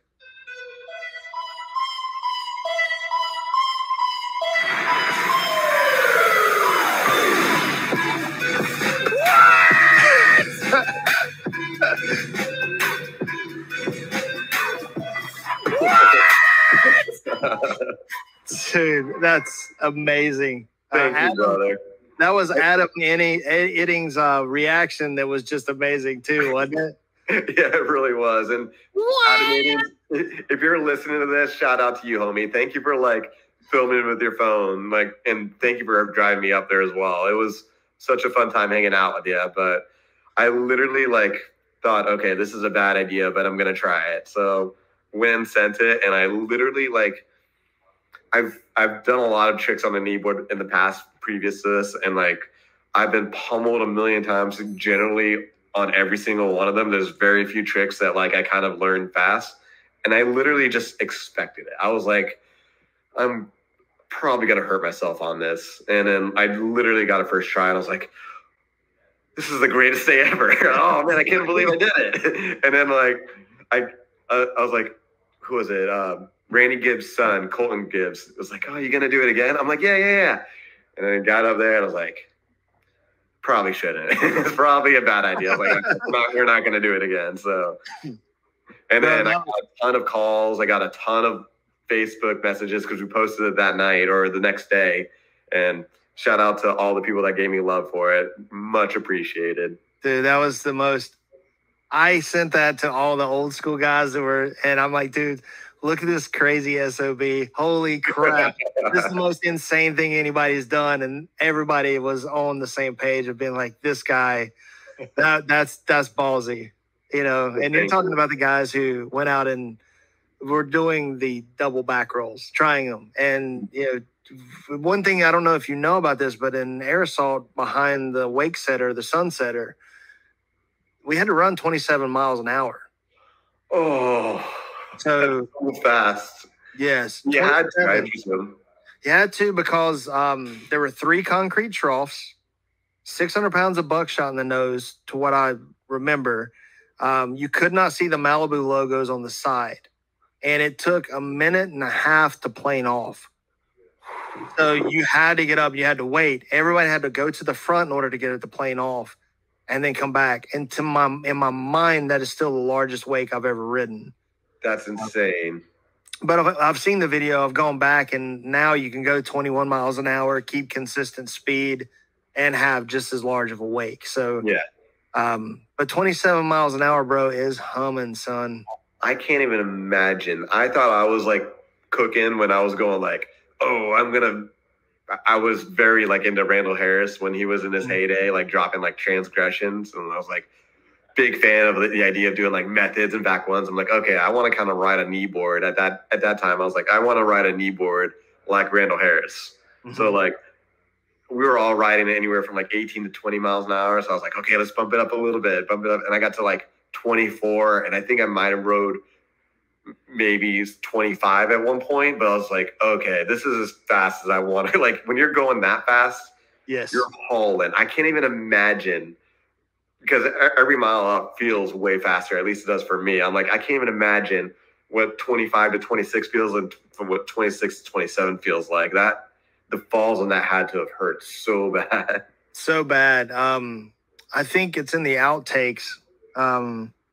It was for the Sundrop World Championships, and there's the New World Order. Have you seen the New World Order? Yeah, I love New World Order. I love, if I'm not mistaken, that's the one with the double up at the very end, and he does some guy does a front flip, and he's like sky high, and it kind of like freeze frames.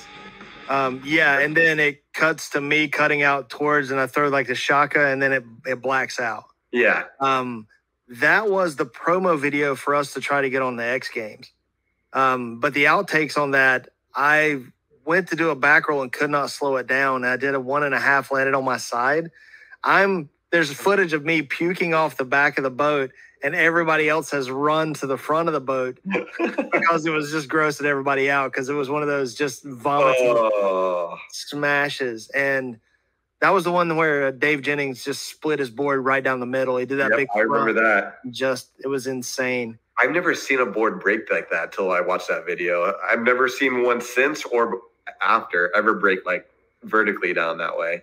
So I don't know how much truth there is to that board breaking that way for that scene. I know the board folded in half. Those would break across the nose quite a bit. The story went that was a messed up board anyway, and they just made that scene look that way, even though he folded the nose on the other. Interesting. But I don't know if that's the case. I broke a tail on one of those old ones straight up the tracking line on the bottom. Oh, wow. So it's quite feasible. But I did see a bunch of them snap. I don't think I've seen anybody break more boards than Brandon Bivens.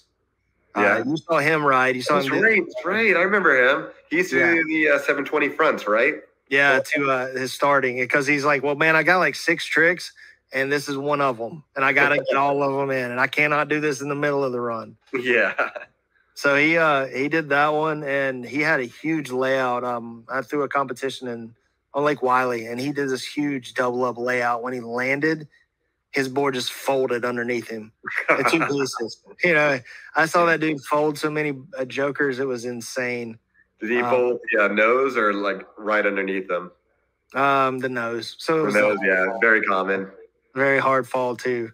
If you land way too nose heavy on your knees, it's just, I wish I had that HO video too, because we got there a day early, and Eddie Roberts was out, and we were filming some of the tubing videos, and I was like, hey man, I've been working on a back roll on a tube. Do you want to get any of that stupid stuff? We get out there and we do these stupid barrel rolls and whatnot. And he's like, yeah, we don't have any footage of anybody doing stuff like that. And because we used to just dork around and try to kill each other, and we found you could flip them back, 94 maybe. I was like, we've been doing this for years. And we got out there, and then we were trying to whip Brandon into double ups to do an air roll on the tube. And his fall, he's completely straight upside down with his legs like this, full arms out in a cross mode. And dude, he starts cartwheeling across the water. It was amazing. Oh man, that's awesome. That's the best part about tubing, and you don't see that like for like the promotional videos for like any tubing ads. They're always like, oh, this is the family smiling, you know, oh, are we having a good? I want to see the person off the double up. I want to see kids just rolling on a turn. There's guys on YouTube that do like tubing. I wouldn't say professional tubing, but they do all the rolls. Professional. Yeah, they do all the rolls and stuff. Oh yeah, I've seen it. Like, props to those guys. Like, I couldn't do that. Yeah, you could. It's really not as complicated, but they make it look really good. I feel like I would get smoked on a tube trying something like that. The whole trick of the tube is if you tuck your head in the hole in the middle and you hold on tight, you just skim across the water. But those guys are doing that knee bounce flip where they bounce off their knees and get the tube in the air to flip. We did not try that approach when Brandon did it, and it was hilarious because it did not work at all. We just got slammed into double ups at like 60 miles an hour and just got launched into the shallow Earth orbit, it felt like. Oh, I love a good tubing crash. Fun fact about tubing. You know, the prices of them have gone up due to inflation. Oh, I had to throw that in there if we're talking about tubing. Oh, and I mean, it's straight John Hill. That's the flavor of the day. So, is there going to be a national championships this year? Or? Not to my knowledge. From my understanding, the people that organize the AKA are like struggling to like find an organization around that, which is kind of a shame because I know that there's people that are interested in writing contests. Myself personally, I'm not a big contest rider, but I am big into like kneeboard events. So if it's somebody that wants to compete in a contest and they're like, hey, I want to compete in a contest, I'm like, I'm down. Like if it brings kneeboards together, I'm all about it. So if there's anybody watching this that, you know, is interested in a kneeboarding contest, hit me up and we'll organize something for you because there's not enough kneeboarding events in general. It's basically just me and a few other guys every year that go like, hey, do you want to meet up at a cable park? And then we'll meet up at a cable park and ride together. And then maybe a contest will happen, but none of us are really like contest riders. You came in at an odd time, man. 99 was the last year that most people rode. And it was the last year that I rode. I knew a few people carried a torch. Michael Marchant rode for a few more years after that, and he would Ken Hartshorn. Ken, he did a lot of INT stuff, and you know the work he did with kids and camps and things like that. I would pop in on some of the camps that he would do exhibition stuff, and I would wakeboard then, and he would kneeboard, and he's done. I don't think that Kent gets enough credit for as much work as he did. He was always slightly overlooked when it came to sponsorships and. Oh yeah. I would say that. Like, I think a lot of kneeboarders are underlooked, but I think Kent was like one of those people that really was underlooked a lot. Like, he would pop off very consistently, front roll, air front roll, air front roll, like it was nothing. It didn't matter if it was a wake, if it was a cable, if he was having an off day, he was just on point all the time. 720s back, he would he did a wake back, and then for people that are listening, that's basically a 180. And he would purposely land on the other wake and just pop off a 720 off of that, like off the second bounce. Like, the guy's a beast. Yeah, he's a great personality. He's infectious with his how he interacts with people. He's freaking hilarious to me. I don't know if you know his I mean, he got his nickname Roadkill.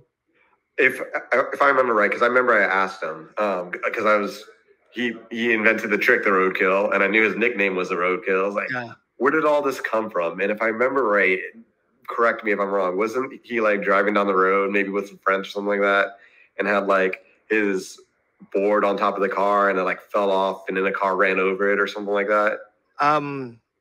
Now that could be the story the way I remember it. There's a character named Rusty Clover.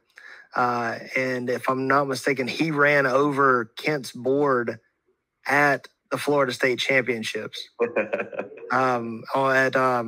UCF. So whatever that lake is right there in Lakeland. That was where I think the nickname came from, because Rusty was like a crazy, he and Dave Jennings were buddies, and they partied really hard, and it was amazing to have those dudes around. And I think that's where he got the nickname. And then, of course, the Roadkill was named after Kent.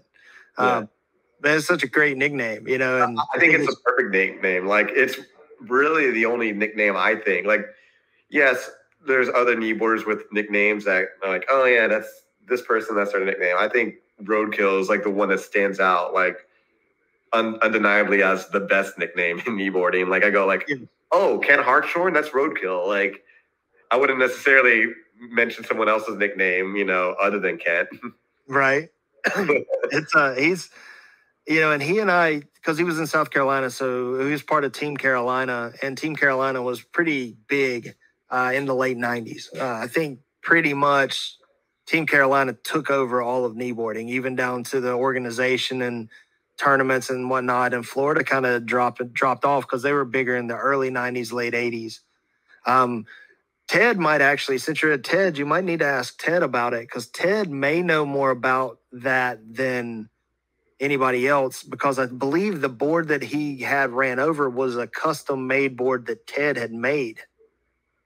Really? The board that was ran over, like yes. Kent's? Yes, I think it was a custom-made board that I think Ted made, and he picked it up from Ted. I mean, he's in the other room. I can do one of two things. Because I could ask him later, or I could just scream at him and be like, hey.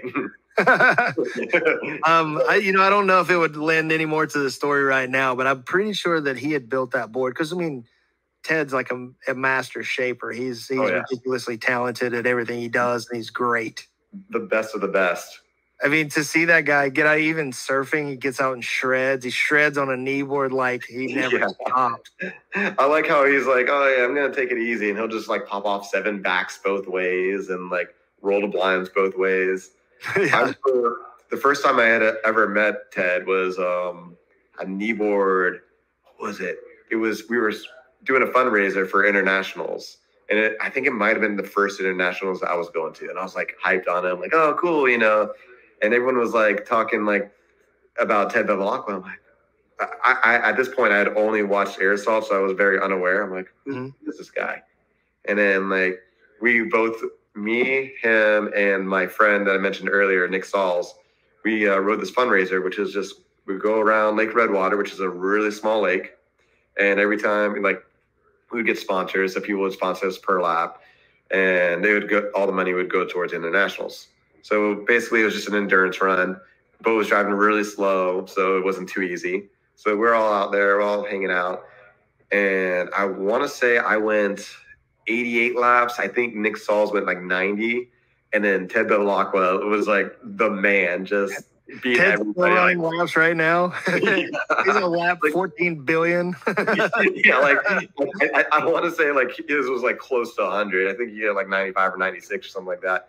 And then like he would just like the next lap, just off a really small wake that we were riding behind, just pull off the biggest front flip I'd ever seen at that time. And I was just like, who is this guy? How is he so good? And he's got that very unique stalled front flip that was unique to half the people during that time. I remember like what I had for breakfast that morning after I watched that front flip. I was like, it felt incensed. I'm like, oh yeah, I had Fruit Loops. I remember the entire day. It was so big and stalled and just like, and throw. Yeah, Mike Cameron had one that was very similar to that. There was also, Dave Jennings style was like that. They go up, and I could never figure out how they did that. Yeah, I don't get it, and I feel it kind of stinks when I came in. Ted had already kind of dropped out and got more into the design aspect and the business aspect of Watersports. Even in the mid to late 90s, he was still involved, but I didn't get to run into him too much. He didn't show up for tournaments and things like that. And he was just this larger than life guy that Kent talked about all the time, because they were good buddies and they had ridden during that era. And, that was one of the things. Well, I kind of feel like, that's kind of just complaining a little bit about not being able to ride with the legend when I got to ride with so many good legends. They were just personal friends. Yeah. But Ted's like the godfather, you know? He and like Scott Byerly of kneeboarding. Like Tony Claridge and those guys that are just, they were just amazing dudes. That rode well ahead of, and they pushed the sport. Even down to this today. I mean, if you can rock a mullet and a mustache as well as Ted does, man, that's amazing. Oh man, that mustache was amazing. I loved it, man. He was such a great. He looked like he was always having fun. Oh, yeah. Which is one thing that even today, when you see him ride, he rides so smooth and he still looks like he has fun. Yeah, just big smile on his face. And it's one of the reasons why, like, for me, it's like, Dave Jennings is the GOAT. And then right after him, it's like the next person I want to watch ride is Ted Bevilacqua. Like, just everything looks in control. Like, he knows everything about, kneeboarding. And it's not like he's like out there fumbling around like, oh, how do I do this? He's always in control, always smooth, always happy. Like watching him ride makes me want to ride. Which is like, all right, let's go. I was always impressed by anybody who looked happy because I felt like when I was out there, I'm like, I feel like I'm doing a pull up with a truck on me. It's like, geez, it's like this is work, son. I'm trying not to die, and I feel like I'm doing the most strenuous exercise ever. So when those guys ride that effortlessly, it's so impressive to me. And likewise. And you ride effortlessly. I mean, it's crazy that you guys go that big and it doesn't look like you're having to work as hard to get there. I know you are, but you don't make it look like it's that hard. Thank you. So I'm ultra impressed, and I can't wait to get with Tom. Those other guys and talk to them. They're just riding so. It's cool to see guys that are true watermen that go out and they do all of it. And Ted's one of those dudes. You're one of those guys. It's neat to see. I will say, like, during the photo shoot we've had, like, we had to do all these different things, like, wake surf, ski, slalom ski. Like, Tom is one of those guys just, like, on it, just like, oh, yeah, I'll do that. And, like, he'll do it really well, too. Like, we got great shots from it, and it's really, he knows it, bro. He's so good. Like, he can ride anything. Yeah, he put a cooler lid out there, and he's better than most people on a board. He'll barefoot, it doesn't matter. Ski, kneeboard, wakeboard, he's on it. And the dude's, an engineer? So he's just out making crap at home, too, that's just ridiculous. Oh, yeah. I love his new thing he just made. It's like something to place over the top of your kneeboard for anyone that's, like, hitting their knuckles on the front of their kneeboard. It's basically like a padding that'll like stop your fingers from getting all cut up. Yeah, let me know how that works. It's still going to hurt. Yeah, it'll still hurt. I personally haven't had that problem, but I know people that do have that problem. Yeah, it's amazing. That's a cool product. You know, it's neat to have, and it's going to definitely save knuckles. Yeah. I mean, my fingers are all jacked up from getting them, learning combos, and then the board catching over the rope and jamming your fingers, but the board's rotating, all your weight's underneath it, and your fingers are pinned. You ever have one of those? It's been a while. It's been a while since I've had one of those, but I have had one of those, and they suck. Because your fingers are in a vice, and you cannot get them out, and they're just getting crushed. And you can't let it go. I'm sure you've had it where you get like blood underneath your fingernail, and then it's just a slow process of it. Never did that. Never. Just broke fingers. I mean, all my fingers are. I have to see, where's my camera? Their knuckles are all hammered out from just smacking the top of everything. It's insane. But I mean, it's part of it. I mean, you're that close to something that has super sharp edges. Part of the game. Yeah. So where do you see it going, man? Where do you see kneeboarding going? I don't know, man. Like it's kind of hard to say because I feel like it's kind of like all over the place. But I feel like we're going to, slowly grow the sport more and more. And I see a lot of people from all over the world, like, reaching out to me that are hyped on it. I'm just like, okay, like, how do we get all this organized? How do we, like, stay in touch? How do we, grow the sport? And I think part of it is doing big tricks. I will say, like, I feel like I probably, like, pushed out for a while, and I was like, I think there's other ways of growing the sport other than doing big tricks as well. I think it's just getting involved and teaching people and coaching people. I think that's probably the most important thing any kneeboarder can do is share the sport with others. Just having conversations about like we're doing right now. I think that's great for kneeboarding, and having contests like the ones that you would make. Like, honestly, your Launchpad contest was like one of the best contests I've ever been to. Like, there's very few, if any, that I felt like were, anywhere in comparison. And it was because it was for the riders. So I think anyone that wants to like start a contest, I think it's very important to just be like, all right, what do the riders want and how do we serve the riders? So if we can do that, I think we're going to have a growing, healthy sport. I think with the Project Launchpad, my idea behind that was to get people out, one, and ride that day, but everybody go out and have fun. It wasn't a high pressure, that basically best of three kind of scenario where you take your best score and then you can move on. So you could actually try something a little harder, but you still had a safety net of a gimme to maybe get through. I don't know. It was definitely fun. I wish I would have gotten a chance to practice, so I wouldn't have been so terrible there. But to see even can't do this triples, and we probably should have had more time to set everything up a little better. We did our best. Yeah, I mean, it was a kind of a first time thing, and with the way that worked, and if there was interest, I would definitely do it again. And I think we could get the boat company where we're at them to sponsor something, or at least help put that together, and maybe work with the guys at Elevated. I think they're bad. It looks fun. Have you been? Yes.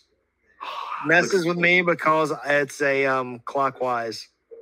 See, like, that always messes my head too, because I think most cables are counterclockwise, and the cable I ride at is counterclockwise. So anytime I ride a clockwise, I'm like, okay, this is actually supposed to be easier for me, being that I'm left and forward, but I tend to go switch through the corners anyway. So I'm going to switch pro side, and I'm all confused.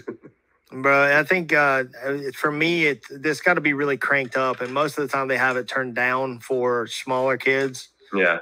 So it's not too much, and I think that was one of the issues. Plus, not practicing. So I looked pretty terrible out there. I was pretty embarrassed about my last performance. But it's rad. It's fun. It's an awesome facility. Morgan's done really well with it. They're doing camps. I think you can post up out there and camp out there too, because it's kind of in the middle of nowhere relative to the rest of the world. But his facility is amazing. They've done a really good job, and their camps are doing really well with kids. So that's a good way to grow the sport. Back to that, I went and rode with my buddy Ryan Carroll, his daughter Zoe Carroll. She wanted to ride that cable, so he came down. I brought him one of the extra cable boards. We rode together, just two old dudes, two dads with and Zoe was out there. And she was actually at that thigh high tournament. She stuck her back roll for the first time, and she's 9. That's insane. That's awesome. Yeah, so she's doing her. Yeah, she's doing toe side 180s, wake to wake 180s, and I think she's landed her back roll like 3 or 4 times. That's really good for age 9. Yeah, so don't hold me to that's her age. I'm hard to keep up with even how old I am, but I think she's 9 now. And regardless, I'm just glad that she completed her goal on that back roll. Yeah, she did. I have to. Well, she's super pumped, but she keeps campaigning for him to buy a G. He's like, I really like the G wake, and he's like, I bet you do. Yeah, you should also buy a Paragon while you're at it. Matching. I mean, and he's got an Axis T22, which is an awesome boat. Good boat. That's a very good boat. And she's like, I want the G23, and I think it's anything. You were like, well, that's the highest end. I bought boards when I was coming up that I thought just would make me ride better. Yeah. Because it was a better board, but it's never that. Oh, yeah. I thought the same way. Like, I bought Nick Davies' Pro model when it came out because I was like, oh, man, he's the best cable rider in the world. I'm going to love this. And, I personally didn't like it, but, hey, props to him for shredding it. Right.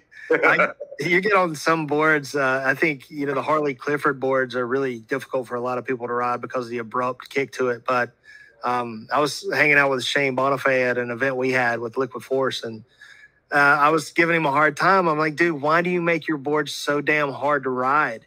His first few models had the craziest 3-stage rockers ever, and it was like hitting the double up every time. And it looked like I hurt his feelings. I was like, no, dude, I'm not saying that. It was so hard because, it fit his style at the time and was completely against how I rode with carrying speed and stuff into the wake. And that's a rad dude too. Have you gotten a chance to spend time with Shane?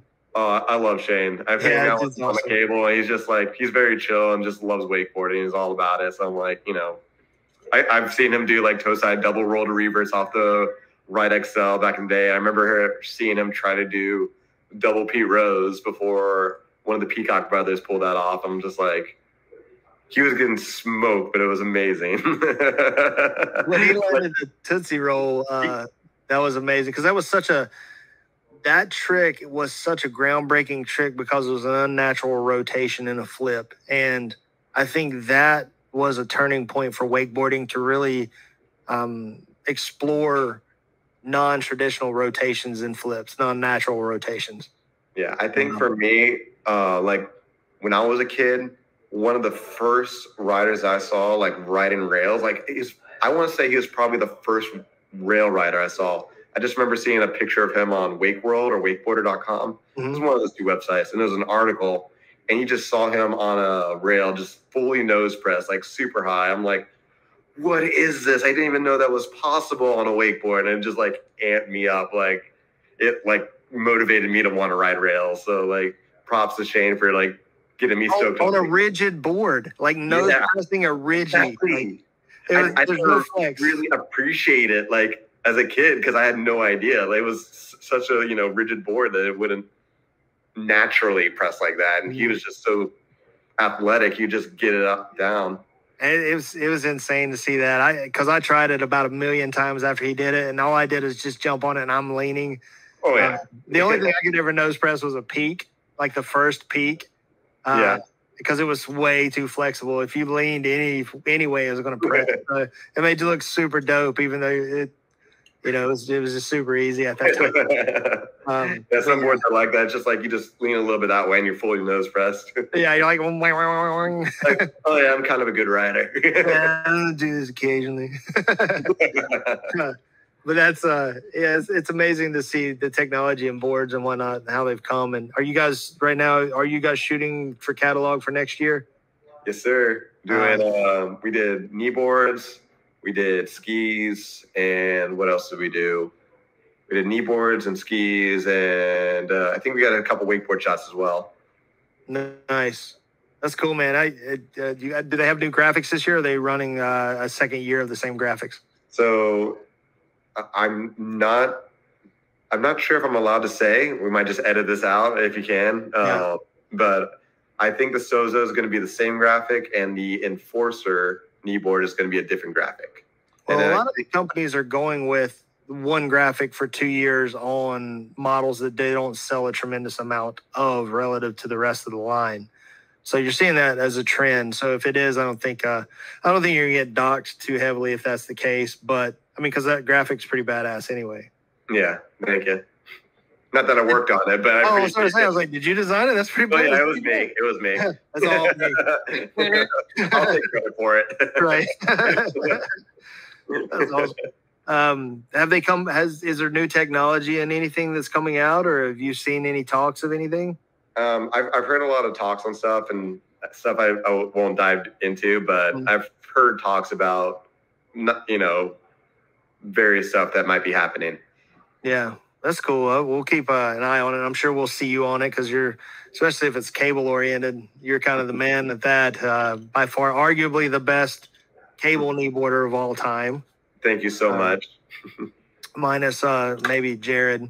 Jared is awesome. Like, yeah. I would make the argument, like, Jared's probably the best rail rider in the world. He's just so consistent on staying online. Like, I'll get a good line on a rail, but it might take me a few tries. Jared is just like, oh, I'll ride that really skinny long rail forever, like every time, every lap. Like, okay. I think in kneeboarding though, the thing about riding rails, and you know how hard it is. I know how hard it is. I think from a spectator's standpoint, it's very unimpressive. It's cool to ride it.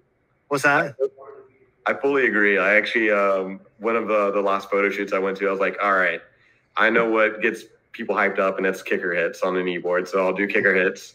And then after we get all the kicker hits out of the way, then we'll do rail stuff. Hopefully we'll get some good rail stuff, but I know that kicker stuff does better for general audiences. So right. So the rail stuff's cool, and I know how complicated it is. And I've seen his footage, and it's amazing. I just don't think that it translates to the general public on how difficult what he actually is doing. Oh, yeah.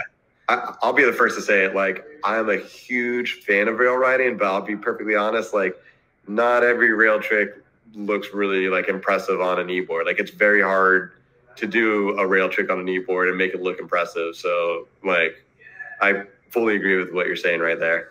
Weren't you doing like an odd like rail slide on the kneeboard, like on your? Yeah, I tried to do I never really got it, but I was trying to do like an MJ on a kneeboard. Mm-hmm. I don't know if it's technically an MJ, but I'm sideways on the rail, and I would just try and like put all my weight down on that side and try and like press on it, and I would kind of get it, but like I would generally fall if I got it, and if I landed it, I probably didn't do it right. So I was like, right. I think I saw you working on it, and I saw the potential of it. I just didn't know how far you got into it.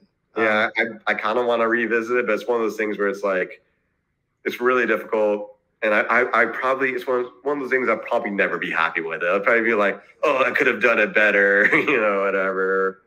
Yeah, I wonder what a kneeboard would look like that would actually work to where you could do that. It would probably have to have like 90-degree sides almost. Like a big fixed side on it, so you have a lot more room to kind of like lock into place on it. Yeah, so I don't know. I mean, it would look like a big spoon. Maybe get an old Vortex. Get the old Vortex Pro out there. That's actually a good idea. I might have to like go to eBay or OfferUp and see if I can find a Vortex. I've got one in my basement, but I don't. It has a terrible pad. It had a terrible pad anyway. Yeah. So to see Jonathan ride that board back in the day, and that was the best pad at the time. It was amazing. Dude, if Jonathan rode that thing, you got to put that thing like on a mantle if it's not there already. Frame it. He started Charleston Wake Surf School. So I did his logos and sent his graphics to him. I hope that that's successful for him because he's still in the water sports and he's getting people out there. And hopefully we're taking a big road trip this upcoming the 5th of July for the next week. We're going to basically do like a 2,100-mile loop in the camper van. So we'll be vagabonding it. Nice. And that's sick. we'll stop through Charleston and probably check him out. At least have a beer and shoot the junk. He's got an A24. I was very unaware that he's still in the industry. So shout out Jonathan. Like, hyped to hear that.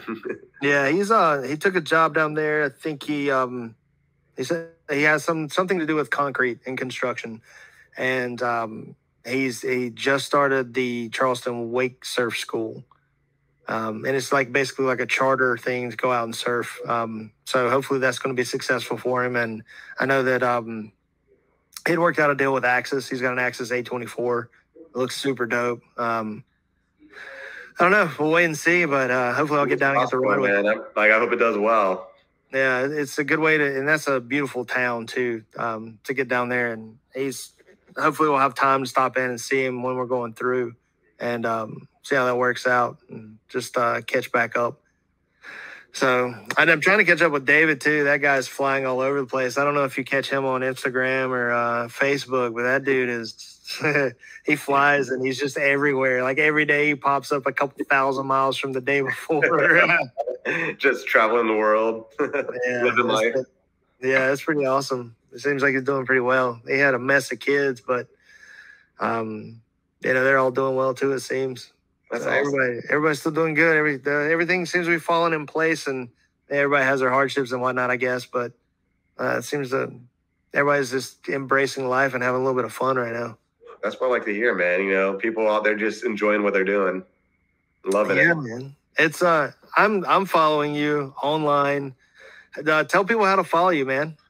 You can follow me on YouTube or Instagram. If you go to YouTube, you just / John Haile, and you'll find my YouTube channel. Yeah, how do you spell that? Just in case, because John. Yeah, so it's JOHN and then HAILE. So it's like the weather, but with an E at the end of it. Nice, and that's going to be in your Instagram and YouTube. Yes. So YouTube.com / John Haile, and then Instagram is @John Haile. Nice. That's fantastic, man. How often are you putting videos out? So I'm definitely committed to every single Wednesday. Undeniably, there will be a video every single Wednesday morning at 9:00 Eastern Standard Time. And then more recently, I've been a lot better at just pumping videos out much faster. So I've been getting tutorials done every Tuesday for learning wakeboarding trick names. And we're also going to start doing other stuff as well. Like I got contests that I just dropped recently where we did rail contests and kicker contests at Elite, and hopefully I'll be better at keeping a more regularly updated videos. How do people get your swag again? Hats, t-shirts? Oh yeah, so you go to www.wakesteeze.com. That's WAKESTEEZE.com. Nice, man. Well, I hope the 6 or 7 people that listen to this right now get and check it out. And I appreciate you taking the time and hanging out with me, man. And it's great catching up with you. I think you're a great personality in kneeboarding and water sports, period. You're infectious. You got a bunch of kids that you seem to interact with really well. That's the next generation. It seems like you're doing the best to keep everything going. And, I commend you for it. I'm glad you're carrying that torch.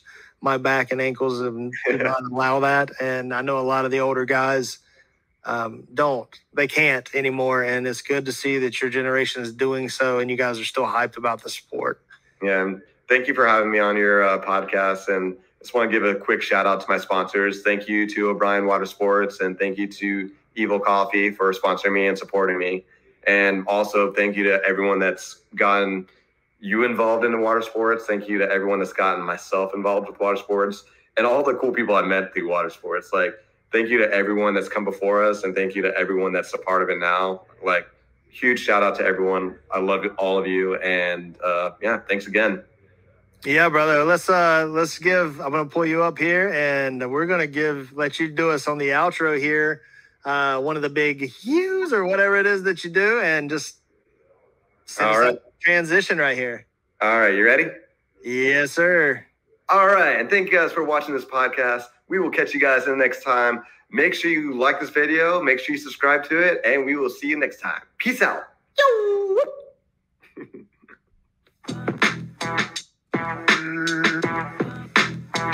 Boom, boom, boom. Oh, oh.